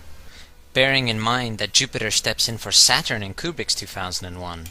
Ending once more with Uncle Scrooge and a weird sync to ponder as we see in this 1990 Finnish Disney comic the cornucopia spiraling like a vortex between the holiest of holies of our twin pyramids. A magical object resonant with Pan, Jupiter, and the goddess. Turn it up, turn it up. Turn that helicopter down. Joel Schumacher, or as a friend of mine would always say, with little love, Joel Shitmaker, directed the third Batman movie starring Val Kilmer. Joel is also the person who penned the often cited in these videos The Wiz, with its mysterious use of New York as Oz, and the Kaaba representing spherical caryatid sculpture. Gotham City is the nightmare version of New York, and in this film we see Val and Two-Face fighting for control of a helicopter that smashes into a Gotham version of Lady Isis. Another part of the same sequence shows the helicopter flying through an eye, with Batman tethered to the bottom. Eyes, with their concentric circles, are beautiful Stargate resonators. Val Kilmer voiced Moses in The Prince of Egypt, an animated version of the Exodus story. In line with the alternative history views of Michael Tsarion and Ralph Ellis, I view Exodus as the story of the expulsion of the Hyksos pharaohs from Egypt under the key monotheist and chief architect Mason of history, the probable Moses or Aaron, Akhenaten, Amenhotep IV. In part 1, we saw how Akhenaten and Tutankhamun portrayed themselves with elongated craniums and limbs, and almond-shaped eyes, with speculation of possible, ritualistic, magical, psychedelic drug use. In this dream sequence, we see our Akhenaten and Batman resonating Moses surrounded by themes we have brought up in this series, like bees, the possible entheogenic lotus, and Thoth in his ibis form. Another synchromystic helicopter I've kept my eye on for a while is seen in a Spider-Man 1 teaser trailer which was pulled from circulation after the 9/11 mega ritual. The helicopter ends up snared in the concentric circles of a giant web spun between the holiest of holies of the pyramids. These helicopters overhead, I think, to keep everybody else away. The footage presented on the 9/11 Eyewitness documentary shows fascinating, unedited shots from an angle not favored by the news feeds on the day of the mega ritual. Captured on this potentially illuminating video is a little discussed, chopper-related bit of high weirdness, as just as the South Tower is about to collapse, one of many already seen helicopters passing directly over the pyramid stops and starts flashing. With the North Tower, it's difficult to tell if it's related owing to possible deceptive perspective, but for your consideration we bear witness to another helicopter flying above this pyramid as it too collapses. Reflect on Spider-Man's grey-like eyes, a Stargate symbol containing the twin pyramids. By continuing to add synchromystical 9/11 Stargate resonance to Spider-Man, I hope to proceed to illuminate 9/11 as a mega-ritual and add weight to the possibility of the helicopter's involvement. A 1991 X-Force comic shows terrorist Black Tom atop the towers with a slightly cuboid teleportation device. Teleportation is synonymous with Stargates, and Tom is trying to use this technology to bring classic X-Men and Spider-Man foe Juggernaut through the gate or vortex. Spider-Man is seen battling the terrorists and the Stargate jumping Juggernaut, while the top of the South Tower is exploded and actually destroyed in eerie resonance with the real-life event. Another fascinating gem, a 1976 Spidey superstory showing the Kingpin with a light-emanating Stargate octagon between the smashed pyramids and the holiest of holies representing space. Donald Duck and Uncle Scrooge have been firmly unveiled as strong resonators of many occult forces surrounding 9/11. In the opening sequence to DuckTales, we see Scrooge's nephews pass the pyramids, Scrooge and an extraterrestrial with a Saturnian planet in the background, and finally McDuck inside the concentric circle map target-like logo of the series title design. In the episode Duck to the Future, Scrooge has a Wizard of Oz resonant encounter while time traveling. Oz has been particularly omnipresent in the past few videos, as connected to Crowley, the Sphere Sculpture, and Elton John. Time travel usually involves vortices or some kind of spatial distortion, and is thus Stargate resonant. In the episode Marking Time, our 9/11 Fof McDuck opens Stargates in a helicopter and has to evade a jet by jumping. This adds synchromistic validity of possible helicopter Stargate involvement in the mega ritual. Note how the helicopter is marked with the ISIS sigil or stylized caduceus of the dollar symbol. The September Clues documentary, positing the theory that no planes hit the pyramids and that it was indeed most likely missiles, highlights the fact that helicopters were removed from the original footage of the event.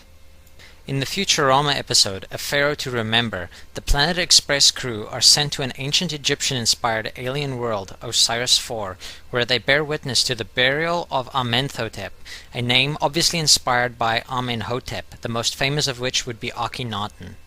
We commend the body of the great Amenhotep to the abode of the damned.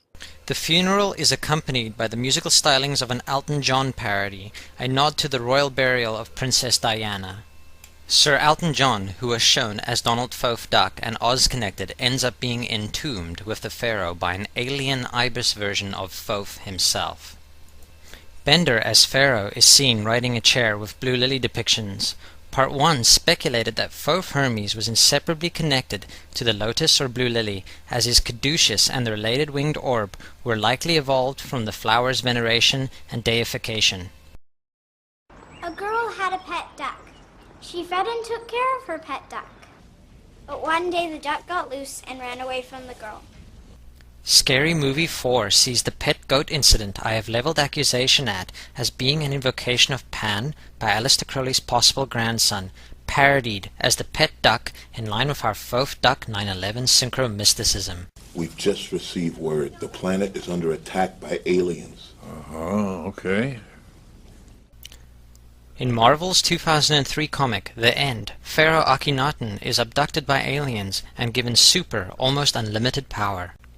Replete with images of Fof, along with the pet duck alien attack from Scary Movie 4, this helps add higher intelligence, possible alien contact themes to Akhenaten, Fof, and 9/11. Now things get a little weird as George W. Bush enters the fray and is teleported, a Stargate technology, from the White House by the chief architect Mason, Akhenaten.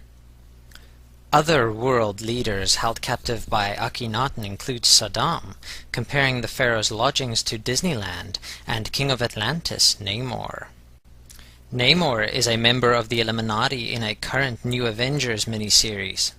Viewing Akhenaten's worldwide televised address is our hero Spider-Man, at this stage on fire with mystical occult resonance, but amazingly we will see him yet again before the video ends.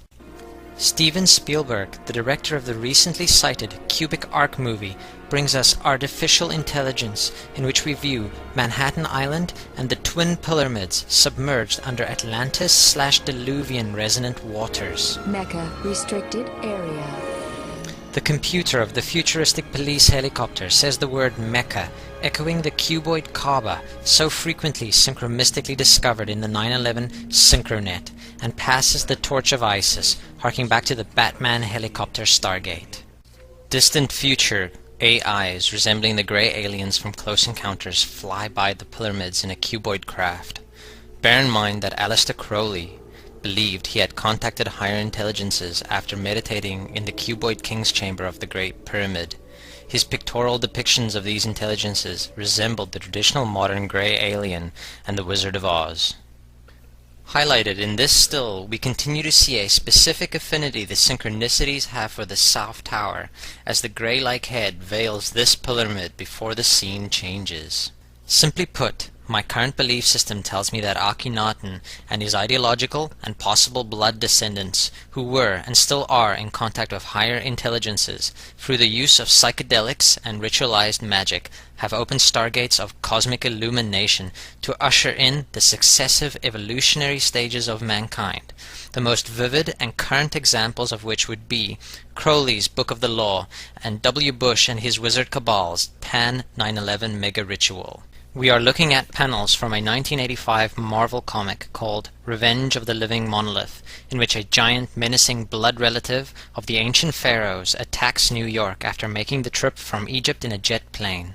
Attempting to thwart the pharaoh's destructive advance, we find Spider-Man eager to be involved in this action.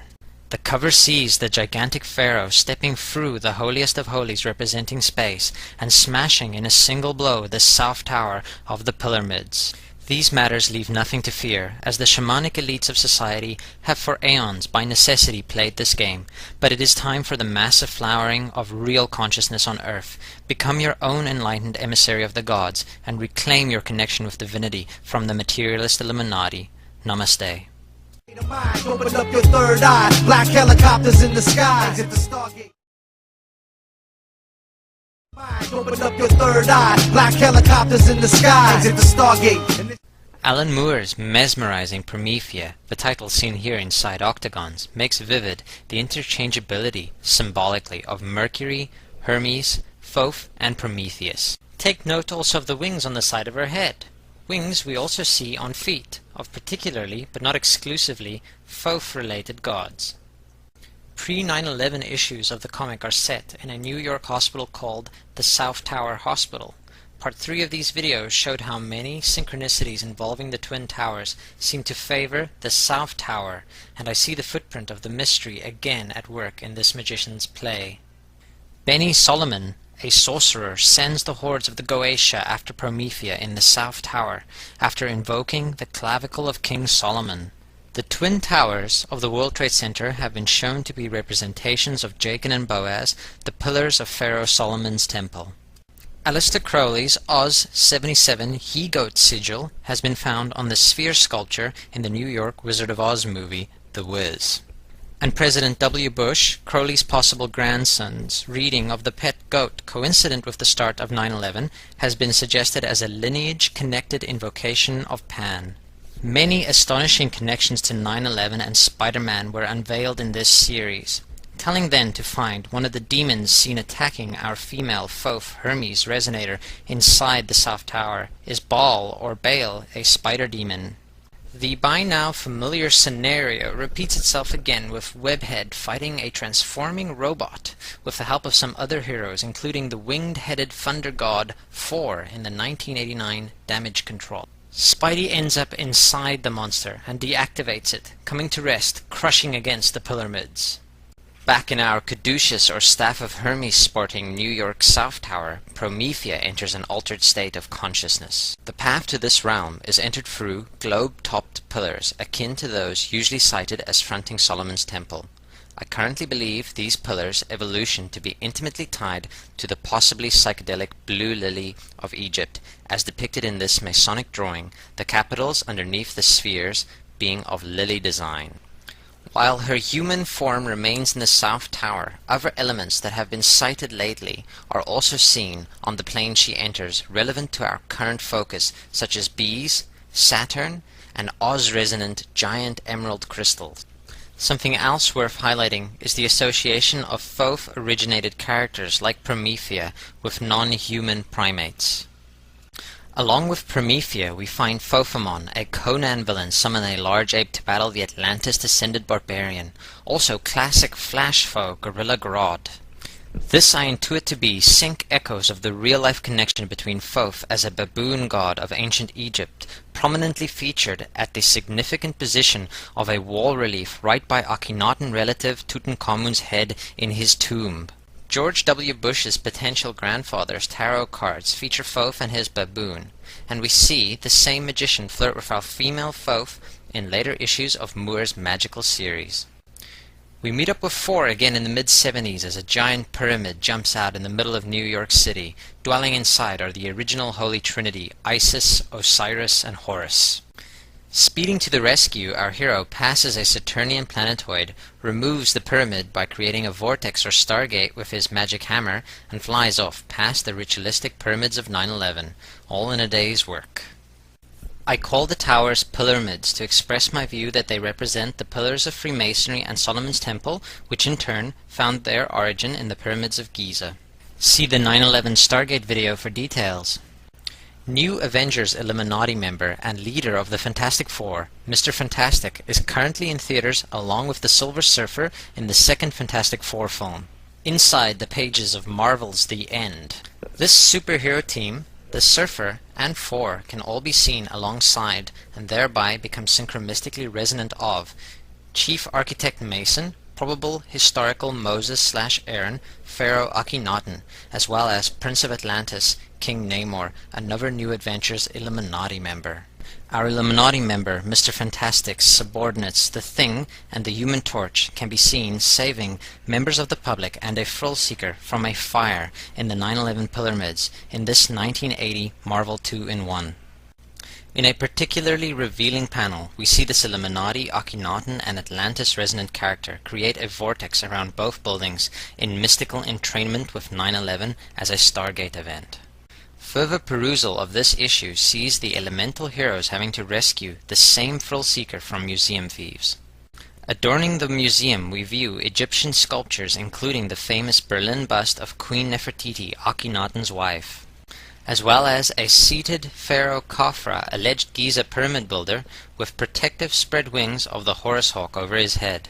Does this winged head symbolism hint towards the origins of our array of similarly decorated gods, and their current pop culture incarnations, comic book heroes? If non-human primates like gorillas can be associated with Thoth, then the 76 King Kong film becomes most relevant indeed. Jeff Bridges, a Starman and Fisher King Grail quester, tries to help our giant Thoth, a moon god, attracted to the twin pyramids, which, along with Luna, beckons the monster to climb the fated landmark. In keeping with the synchromistic helicopter theme of the previous video, where it was hinted that these particular craft were involved in the 9/11 Stargate Open, the sync web again points towards helicopters, as we even see Thoth Kong causing one to crash into a pyramid. Our omnipresent cuboid Kaaba, possible King's Chamber representing sphere sculpture, bears witness to Thoth Kong's demise. A menacing henchman of Galactus, Terrax, is seen fighting Illuminati member Mr. Incredible and his crew atop the twin pyramids. It should incur little surprise by now to learn Webhead, Four, and fellow New Avengers Illuminati Iron Man play bit parts in these synchromistically rich 1982 Fantastic Four comics. High above Manhattan, Terrax creates a spatial distortion that envelops and transports the entire island to the stars. The tops of the towers protrude through the field and we see space surround the buildings. The brawl continues atop the pyramids, with the giant Galactus entering the fray from his spherical spaceship and eventually creating a device which is described as a great machine exploding on some mad world where time runs backwards.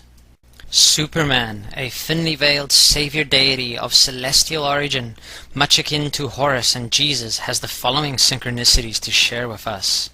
The very day after the September 11th ritual, this issue showing the destruction wrought by alien forces, including the Lex Towers, in yet again sinister resonance with the real-life events.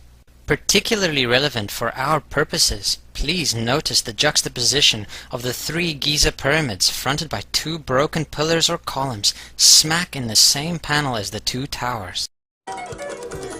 Godspell, a 1973 musical head-scratcher, sees no less than Superman t-shirts sporting Jesus, his disciples, and John the Baptist dance atop, well, you know. This is all too precious, considering, in my opinion, the 9/11 Stargate event marked a pivotal shamanic initiation of the new Aeon of Horus, very similar to the probable Masonic affair we currently call the Crucifixion of Jesus, last of the Pharaohs.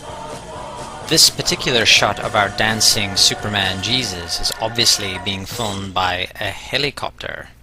And now, folks, things get a little weird. A 3,000-year-old relief in the ancient Egyptian city of Abydos in the Temple of Seti I sees, relevant to our inquiry, the image of a bee, and what some believe is a helicopter.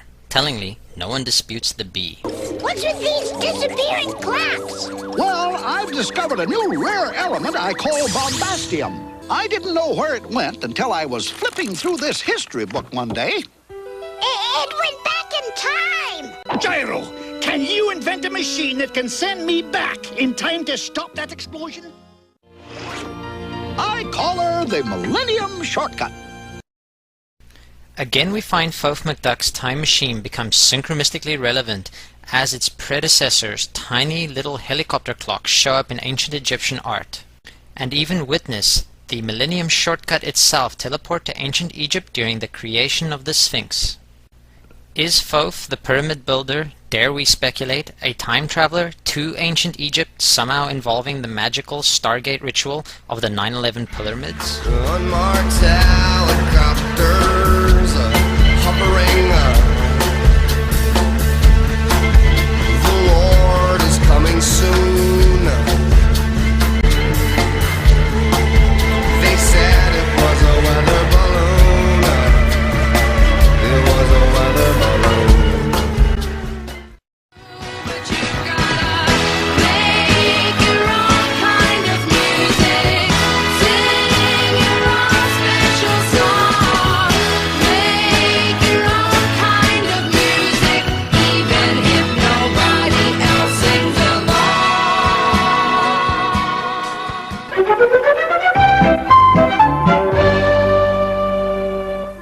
The Amanita muscaria magic mushroom-type dwellings of the Smurfs have brought them to our attention before.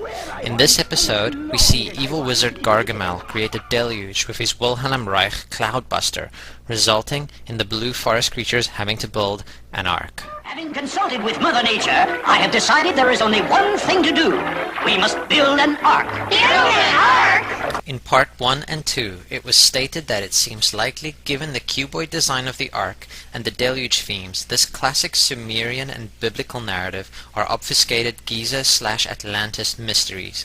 Finding the trace of psychedelics during its construction in this episode seems a relevant clue to the pyramid's creation. The biblical Mount Ararat in this theory becomes, like Mount Sinai, the Great Pyramid itself. Research Ralph Ellis if you want more details. Please note the Pegasus flying across the moon over our pyramid ark for later edification.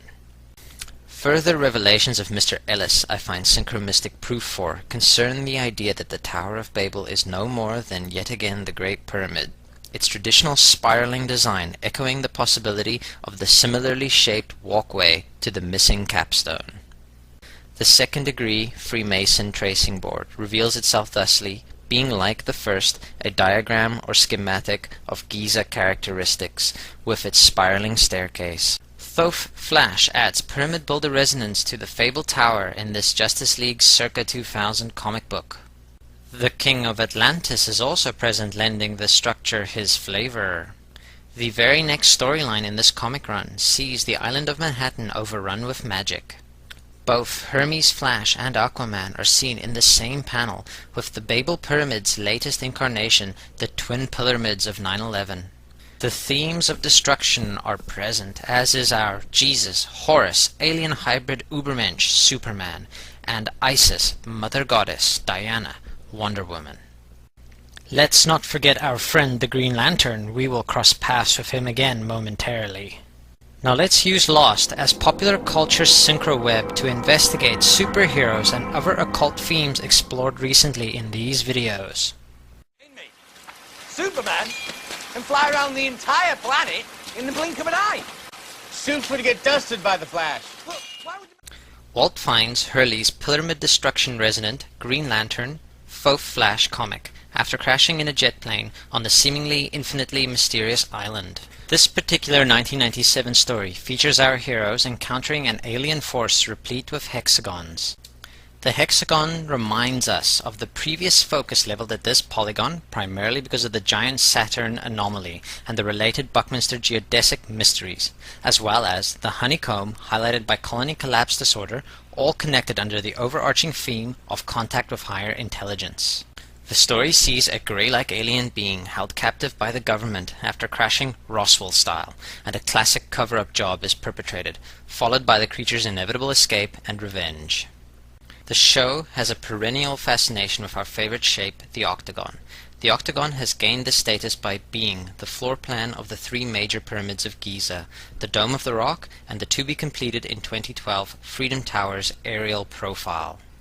Notice how Michael exits the octagon between two pillars, reminding us that pillars and pyramids are interchangeable, as is the Twin Towers of 9/11. One Dharma Initiative logo sees the staff of Faux Hermes smack in the center of an octagon.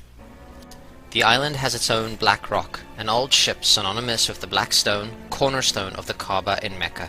The Kaaba reappears faithfully in the Synchronet as it is a cuboid connected to the Great Pyramid of Giza and its King's Chamber. Also, the sphere sculpture at the World Trade Center Plaza was intended by architect Yamasaki to represent the Kaaba. This synchromistic connection would again intertwine the sacred cuboid with the boat arc theme. When not being filmed under a large octagon, Harold Perrineau also builds his own boat on Lost and acts as the ship's operator of the Zion hovercraft, the Nebuchadnezzar, a vital link between the Matrix and the real world in the Matrix sequels. Mount Zion is, according to Ralph Ellis, yet again another Great Pyramid-originated concept. Where is he now? He's doing his Superman thing.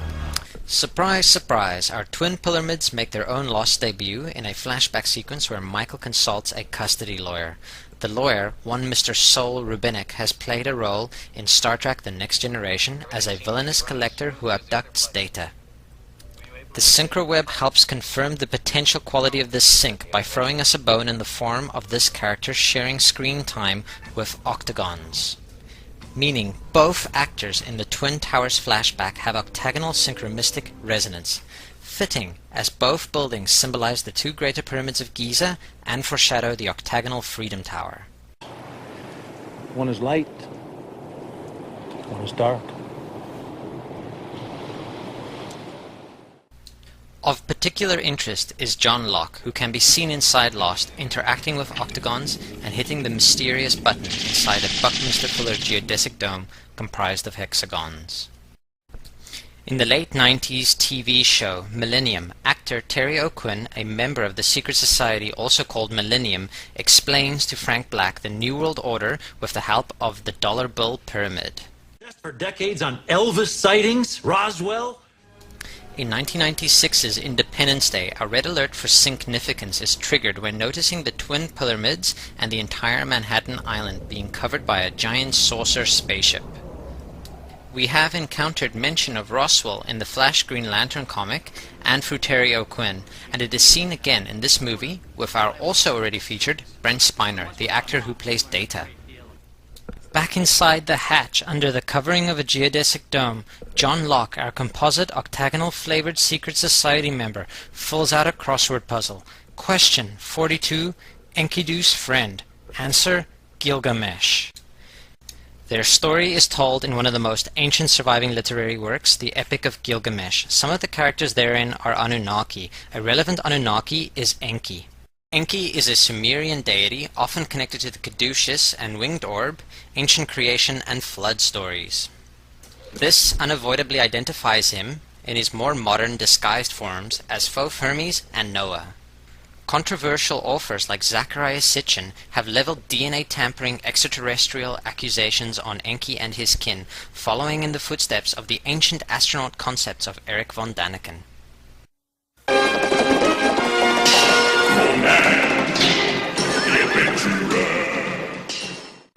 This is the evil serpent man, Wizard Raphamon, a likely modernized version of Fophamon, classic Conan villain in the early 90s animated Conan the Adventurer.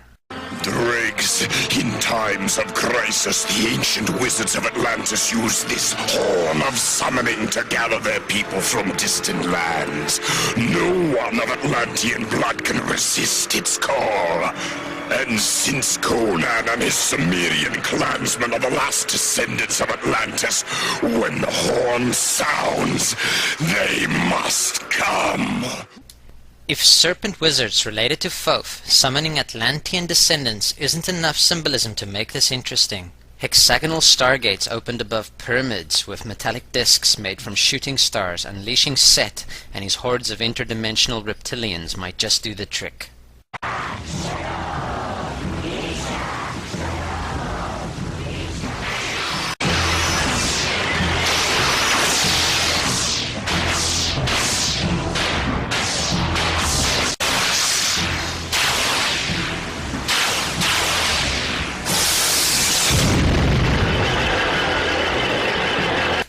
In my current belief system, Atlantis is the collective memory of a time where man lived in harmony with his environment due to a symbiotic relationship with psychedelic plants.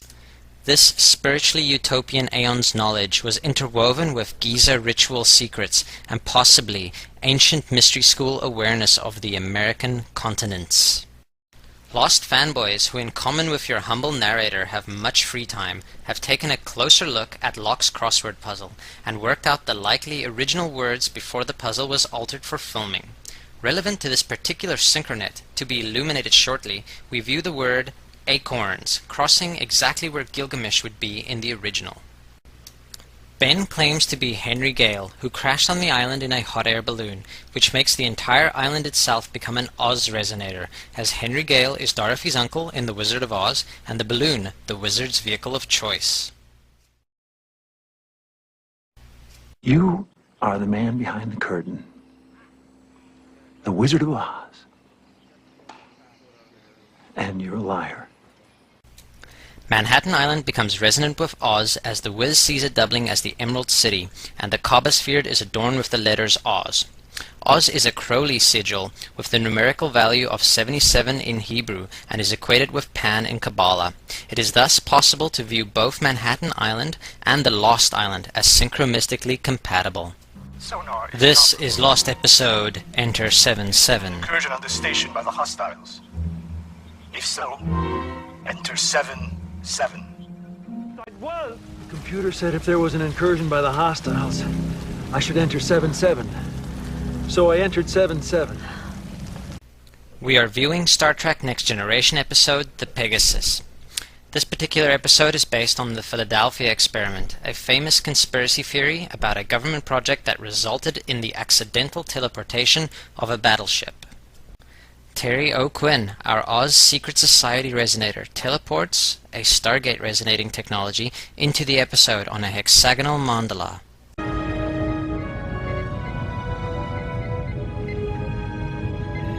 Pegasus. Sensors show the ship is still intact. However, 65% of it is contained within the asteroid. It looks as if half the ship materialized inside solid rock. Further adventures in the comic books seen on the Oz and Manhattan resonant Lost Island reveal a Stargate opening over New York with exiting marauding aliens, and multiple jumps through vortices by our heroes, including Faux Flash. Part 3 postulated that helicopters were involved in the 9/11 Stargate ritual. Part 4 elaborated on the theme, suggesting a connection between the helicopters seen flying over the pyramids the instant they collapsed on September the 11th, and the Abydos carvings of what resemble modern craft, including a helicopter. Owing to the discovery of Thoth McDuck's time-traveling helicopters in ancient Egyptian art, a rather bizarre scenario is hinted at, that of 9/11 involving no less than a portal to ancient Egypt and time travel. The X-Files movie brings with it the resonance of the famous Lone Gunman pilot episode and offers us these relevant synchromistic connections to ponder. Arriving by helicopter, Terry O'Quinn steps on scene only to be blown to smithereens, Oklahoma style.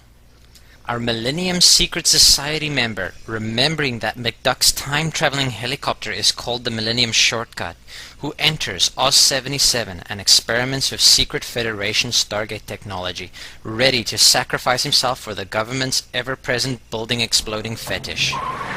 The arriving police vehicles highlight the September 11th resonance of the scene with the famous emergency number.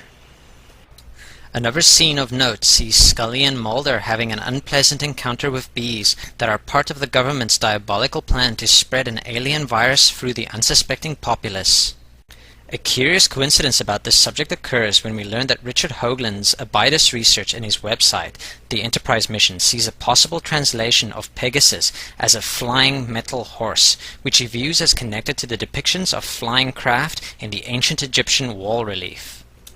This particular synchromistic investigation has come across its own pair of Pegasus syncs, one flying over the Pyramid Arc in the Smurfs, and another in the Philadelphia Experiment Stargate-themed Pegasus Star Trek episode. We are viewing a recent Justice League animated TV show and a Philip K. Dick Man from High Castle-like storyline where a modern-day America is in control by a Nazi-style government. Thoth Flash and his troop of do-gooders hurtle through Stargates, this particular one of Third Reich type origin. The 1991 film The Rocketeer sees Terry O'Quinn playing aviator and famous eccentric Howard Hughes. Go ahead, roll it. We learn that Hughes has built a secret jetpack that Nazi spies are trying to steal in order to further their plans for their favorite pastime, global conquest. A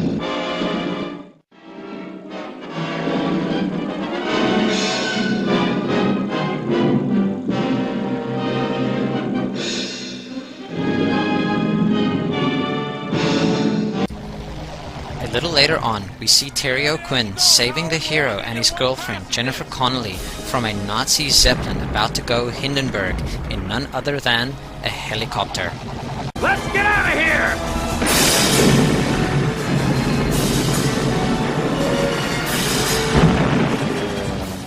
Previously on Lost. Is that a helicopter? Is that how a helicopter's supposed to sound? Our lost Oz/Manhattan resident island has its own mysterious helicopter encounters. The one who parachuted onto the island from a helicopter? She's not who she says she is. Keep in mind colony collapse disorder, hexagons, and the bee from the Abydos wall carving as we view the next few synchromistic clues. The wealthy industrialist who is involved with developing secret technology attractive to Nazis, Howard Hughes, arrives to give the Rocketeer an airplane, dubbed GB, and gives him another gift. Oh. Don't ever fly her without this. Joseph P. Farrell, author of SS Brotherhood of the Bell, along with Heinrich Palmgren from Red Ice Creations Radio, helps summarize where I'm trying to steer this investigation. The following is an excerpt from an April 2007 interview with the author. Yes, I did want to ask you, Joseph, regarding the similarities between the Nazi Bell and, of course, the acorn-like craft that was downed in Kecksburg. Tell us about that. What's your take on that? Well, for those who don't know the story, there was a famous UFO crash and retrieval operation that occurred in a little American town by the name of Kecksburg, Pennsylvania, which is just a little bit southeast of Pittsburgh. It's kind of in the hilly area there in Pennsylvania. And this crash occurred on December 9th in 1965. And unlike the Roswell story, this object was seen by several eyewitnesses who got to the scene before the military did, and they described it as being approximately 9 to 12 feet wide and about 15 to 18 feet tall and acorn-shaped, and it gave off a hissing and popping noise. And those dimensions and the shape connect very clearly to the bell. In other words, the bell's dimensions and its shape are very similar to what happened or crashed at Kecksburg.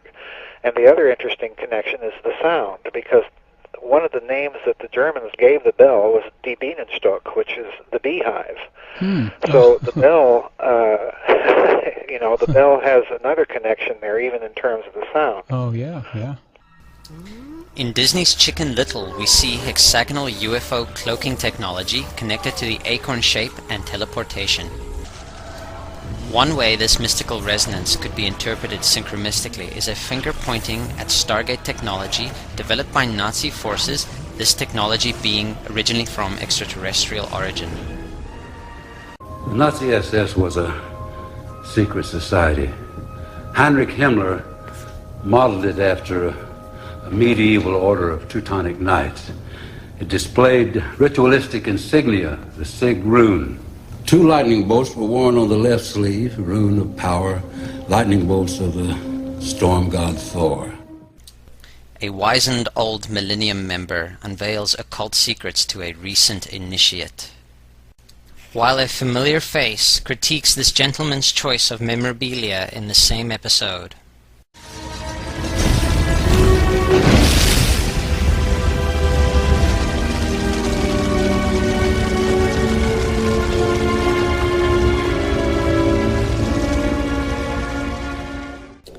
The most obvious and vivid connection to 9/11 and the Lost Island, apart from the World Trade Center interview, is the destruction and crash of Oceanic Flight 815.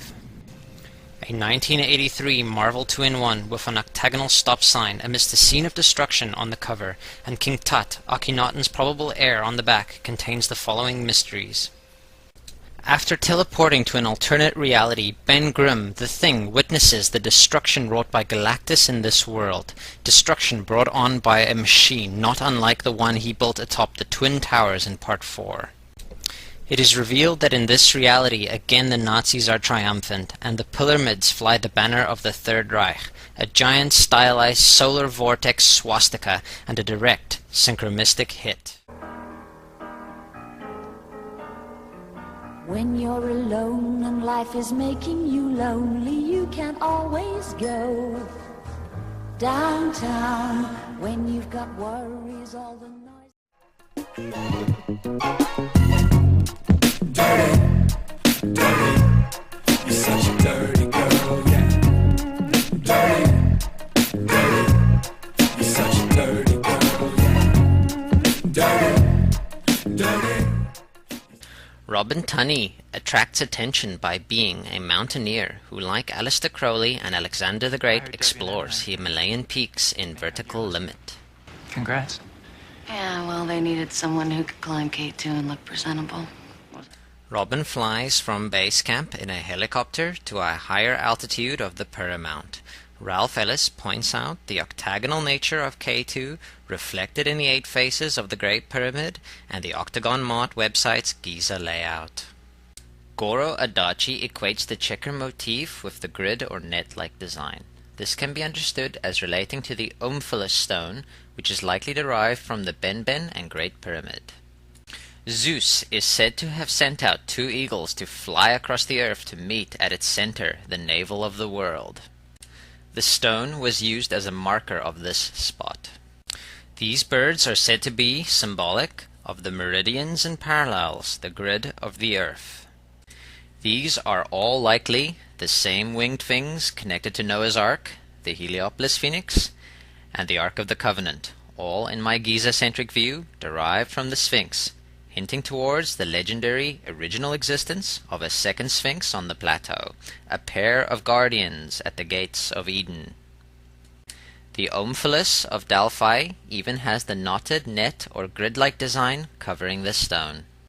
In this Giza-centric view, the Omphalos grid is simply derived from the knowledge encoded in the monuments. For example, the Great Pyramid is perfectly aligned with the cardinal points.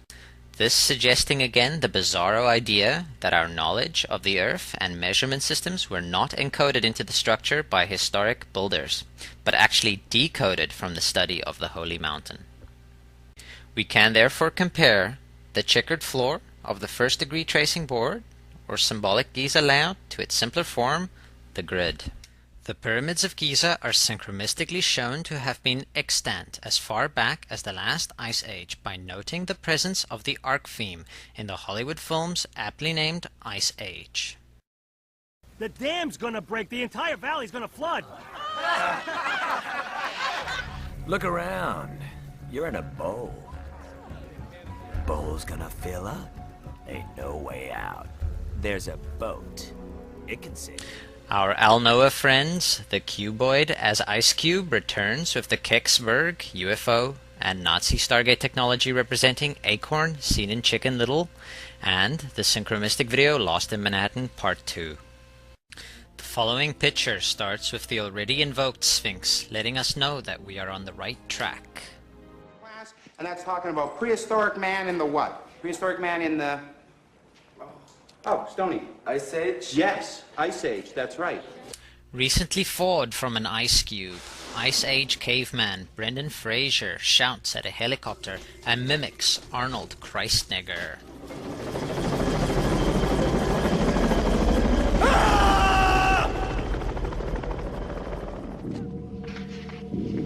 I'll be back. I'll be back. Most relevant and intriguing is his immediate attraction to K2 Mountaineer and thus Aleister Crowley resonant Robin Tunny. Having recently spent an evening of weirdo mystery in the King's Chamber, the Beast 666 co-authors with Thingamajig I Was, the Book of the Law, including the head-scratching grid page, said to contain some kind of higher intrigue. We have already become symbolically acquainted with the grid as related to the Great Pyramid. The grid page, however, contains two other symbols, the diagonal line, and most interestingly, synchromistically, the crosshair target or bullseye of the Stargate. We have encountered these symbols already in connection to the Great Pyramid, a pi or circle resonator itself, and the diagonal as its causeway, and the associated glacier of the K2 Paramount. Read Ralph Ellis's K2 Quest of the Gods for more information.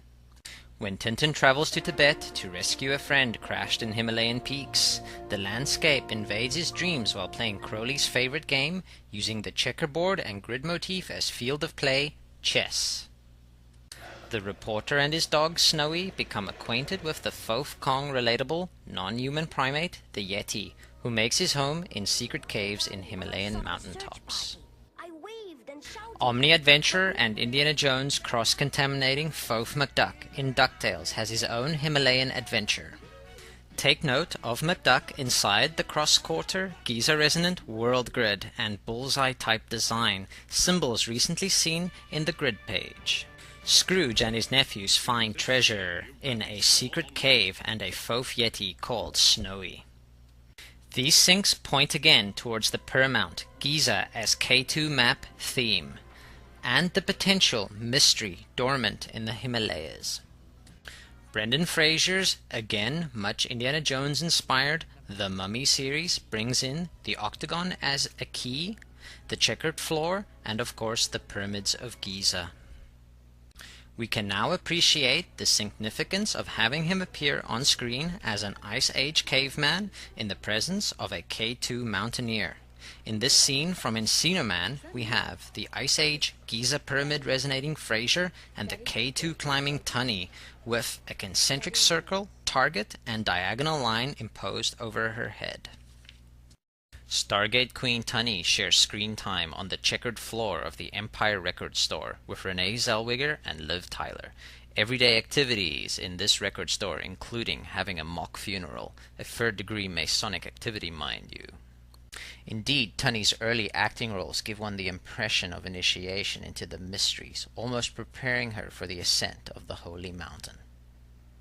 Starring in the alternate name for Masonry, The Craft, Tunny's actor self is overtly familiarized with magic and witchcraft.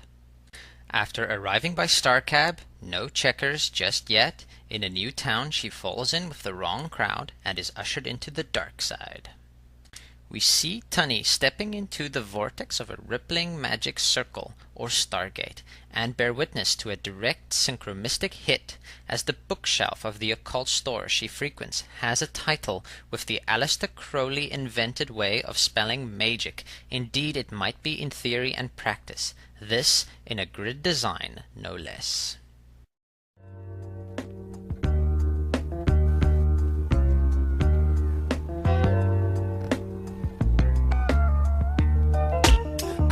Show you all you need to know. You must hold on to anyone that wants you, and I will love you through simple and the struggle. But girl, you gotta understand the modern man must hustle. I will show you all you need to know. You must hold on to anyone that wants you, and I will love you through simple and the struggle. But girl, you gotta understand the modern man must hustle. Could have been a princess, crown out of thorn. Pretty little summer dress, fabric is torn. You got my interest, and when I see you, I wanna free you, bring you out of everything troubling your life. But it's your kingdom, and I'm just another knight. The opening shot of this television program sees Tunny and her fiancé pass a Shriner's bus, only to end up in a collision after missing an octagonal, thus Giza and K2 resonant stop sign. The Stargate Queen has entered the Twilight Zone, where she encounters and photographs through the bullseye of her camera lens, checker design, and the Stargate grid page target. Indeed, the target symbol follows our holy mountaineer around like a duck to water as we see her inside the crosshairs again while becoming Princess Diana resonant as the victim of the malicious paparazzi. The Zodiac Killer used the rose cross or target as his symbol, and as a character in a secret cipher, very much akin to Crowley's grid page. On the poster for the 2005 film version, the grid emanates from the killer's third eye region, and the most central diagonal passes near the target, synchromistically entraining with the grid page, and ending right on the Stargate Queen's name. There is a humorous bit of conspiracy lore that Crowley taught Winston Churchill the peace or V for victory sign, which this film chooses to show right as Tunny's name appears. The film Cherish gives us another bullseye as the poster has the concentric circles pulling our attention to Robin's chained leg, a symbol of the GPS tracker she receives after being framed for murder by her stalker. The zebra in her office becomes very relevant shortly. Her police officer love interest is able to find her on the world grid using the GPS and giving us another Tunny grid bullseye. Robin is the very first patient of House MD in the pilot episode and gets the bullseye of the X-ray machine trained on her leg and the Philips product placement treatment. The Philips head being the most Stargate resembling of all screws. The staff give Tunny the nickname Zebra for reasons I wasn't able to properly discern. Alright, ASAP. Let's find out what kind of zebra we're treating here. I puzzled about the zebra sync, feeling it had a visual affinity to the primary colored checkerboard that has led to the Checker Chariot or Taxi of the Gods theme explored in the video of the same name and the Contact Check series. A Ferris Moon cracked this problem by pointing out the black and white animals or the Sphinx on the Chariot tarot cards. We can now appreciate how both the grid and its relative, the checkerboard, with the white and black motif, resonate and probably emanate originally from the Sphinx of Giza, the guardian or guardians of the Tree of Life, the Grail, or the Stargate. Robin Tunny, our Stargate Queen Zebra, thus resonates with the Birds of Noah and the Sphinx of Giza. In Prison Break, the Noah bird, Robin, can be seen standing on the checkered floor and walking through the Masonic resonating globe-topped portal leading to the Octagon, but most exciting, finally driving off in a checker cab. Take a twirl here. Good. Target strange attracting Tunny in an uncustomary temporary lapse of judgment gives away her position on the world grid to a henchman of the Vice President seeking to end her days. We move from earthly representations of the vehicle that accesses the divine, like the Checker Chariot, to the non-terrestrial spaceship, actually opening a vortex, through an aperture and a target bullseye. The Stargate Queen lives up to her name by jumping in supernova, in no less illustrious company than James Spader, the original Stargate veteran. The film is smothered in grid symbolism, often with the Grail in its alien thingamajig disguised, shaped like the female birth portal or vesica, smack centered in the crosshairs of the Stargate symbol. In this specific shot, for instance, we have a grid, target, and diagonal imposed over, redundantly, Stargate resonant Spader's face. This moon was expelled from orbit around its original star system and is now classified as a rogue body. Rogue moon. To summarize, we have the grid and target elements present in Crowley's grid page, all resonant of Giza, with the emphasis on an alien artifact at the other side of a Stargate. Retrieving this object is the K2 Mountaineer Tunny and Stargate film Spader. A picture starts to develop, but I don't think it is yet clear until another member of this medical crew in Supernova, Angela Bassett, helps bring it into focus. We can connect Crowley's target symbol to Himalayan mountains by following Colin Farrell's career and combining his roles as Pharaoh and Himalayan explorer Alexander and the character Bullseye In Daredevil, our Pharaoh has the target over his third eye point while fighting Ben Affleck as the title hero. Putting both Ajna-related sync hits together, we have the grid emanating from the Zodiac. Note the suggestive Oz 77 pan crop. And the target on Bullseye's third eye, both pointing, in this context, at Himalayan mountains. The skyline of New York and Miramax Films brings us Hollywoodland, where Ben Affleck returns as Superman actor George Reeves, who becomes engaged to aspiring opportunistic actress Robin Tunney. Superman wants to get laid. The Stargate Queen now resonates with Lois Lane, as a partner of Superman who has traveled to the Himalayas herself. We learn of Superman's travels prior to his role as hero, seeing him visiting in one panel side by side Giza and the Himalayas. While scaling a peak with a monk who promises enlightenment, Lois learns that Superman has climbed this very summit. Taking this as a sign, she decides to fulfill her engagement and marry Superman. The pattern repeats as if to confirm the validity of the sync in classic Superman Flash race. Bear in mind that the Flash is a faux resonator. The UN, with their faux McDuck resembling cross-quarter, map and bullseye logo, proposition the heroes to help raise money with a round-the-world race and sweepstakes. After encountering numerous geodetic and Giza resonant symbols, we note that two of the locales visited in the race are the holy mountains of Giza and the Himalayas. Taking all the Giza rows cross and target synchronicities into account, one gets the feeling that Giza, as navel of the world, was an early Greenwich, the original prime meridian, and origin of geodetics.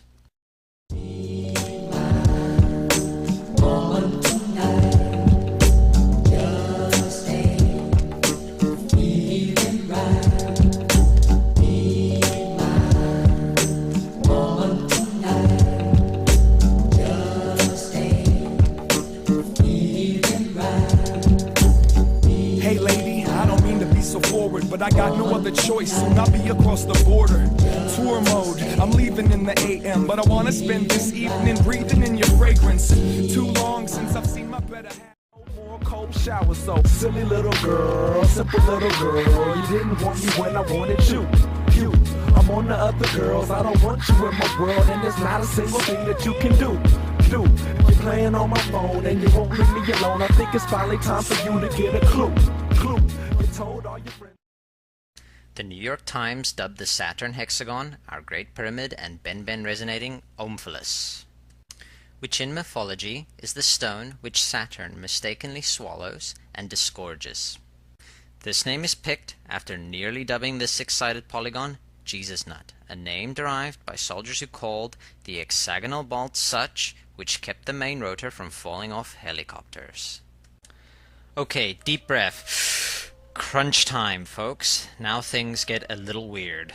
Celestial shenanigans that herald the foretold birth of Satan's bride-to-be are witnessed by the Vatican and brought to the attention of the Pope. When a rogue priest decides to assassinate the host body of the beast, played by Gabriel Byrne, the Stargate King pursues in a helicopter. It is days before the turn of the millennium, and we are watching End of Days, invoking the Millennium Shortcut, Uncle Scrooge's time-traveling helicopter. The sync hit counter starts to shake and break apart under the stress of the significance as Christ-Negger hangs from the heli, which flies towards the World Trade Pyramids, with the 2K or K2 Millennium advertising campaign in shot, and the taxi viewed through the main rotor blades. As this is unfolding, we get a glimpse of the time-traveling Messiah and Governor of California's command center, displaying the big board consisting of a map of Manhattan, covered in the Omphalos net and grid page symbol.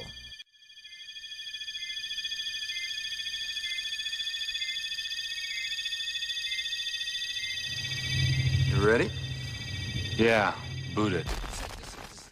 Having last seen her jumping through Stargates with Robin Tunney, Mrs. Bassett returns to point subtly and silently towards the holy mountain. Deck chairs on the Titanic, but a new day is coming. 2K is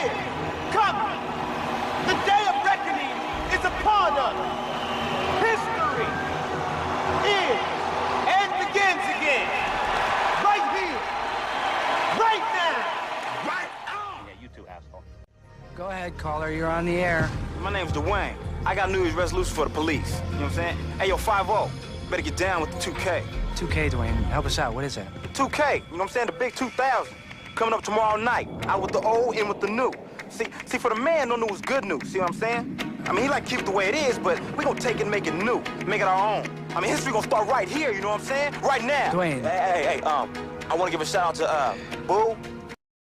Entering end of days, the celestially sanctified bride of the Beast 666 and our Stargate Queen, Miss Tunny's head, passes by the K2 resonant Millennium Celebration logo. This amulet is from a Masonic order and a former sub-herald of the Vatican Knights, the Knights of the Holy See. They await the return of the Dark Angel to Earth. So, the men that attacked me are devil worshippers? No. This says they're the good guys. They're the ones that's supposed to stop the devil worshippers. Those were the good guys? Do you know anything about the number of the beast? Revelation of St. John from his dream? 666? The number of the beast is not 666. Often in dreams, numbers appear upside down and backward. So 666 becomes 999, like in 1999, the year of his return. What does that have to do with me? Ah, dear Miss Tunny, what doesn't it have to do with you? After Arnold, as Jericho, is crucified yet again by Satan and his minions, the dawn of the millennium approaches. Now appreciable as part of the 9/11 mega ritual and an invocation of the Holy Mountain, after which Giza and in its turn the World Trade Center, consciously or unconsciously, for it matters not synchromystically, is modeled. As the scene fades away from Kreisneger, a potential future Sun King, we view the Twin Towers from an angle which pans, allowing Isis liberty to move in between the holiest of holies.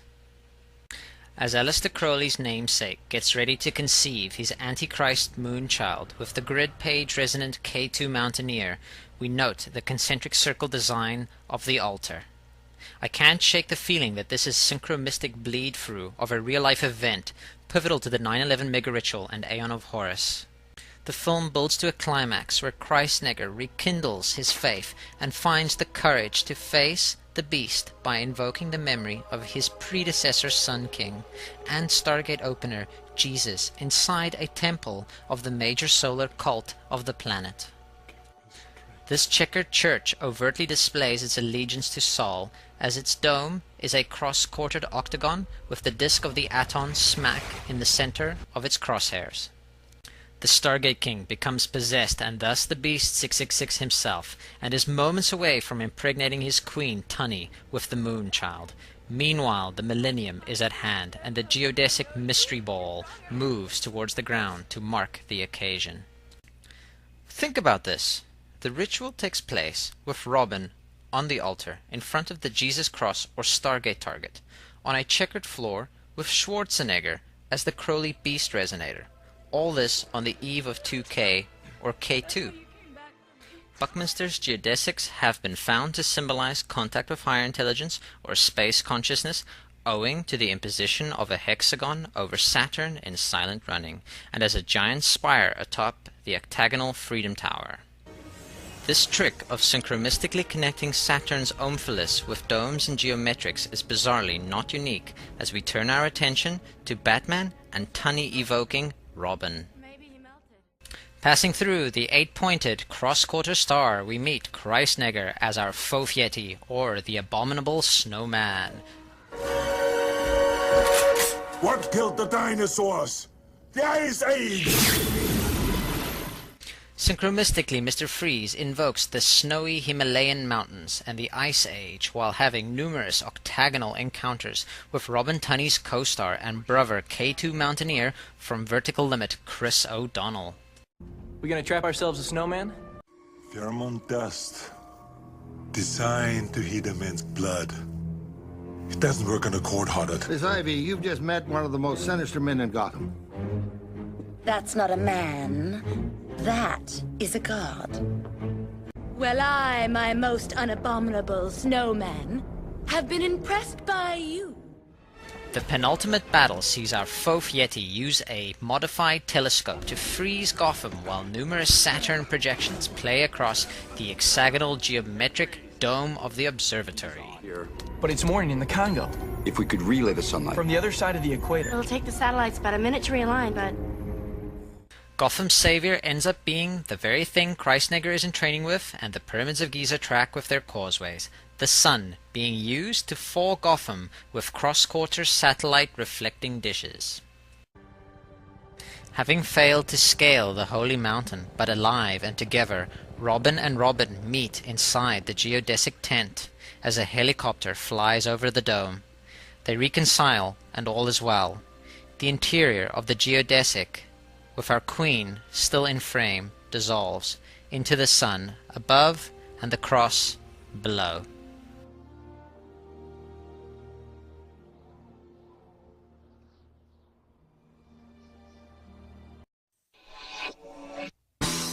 Trying to lift her, pull her.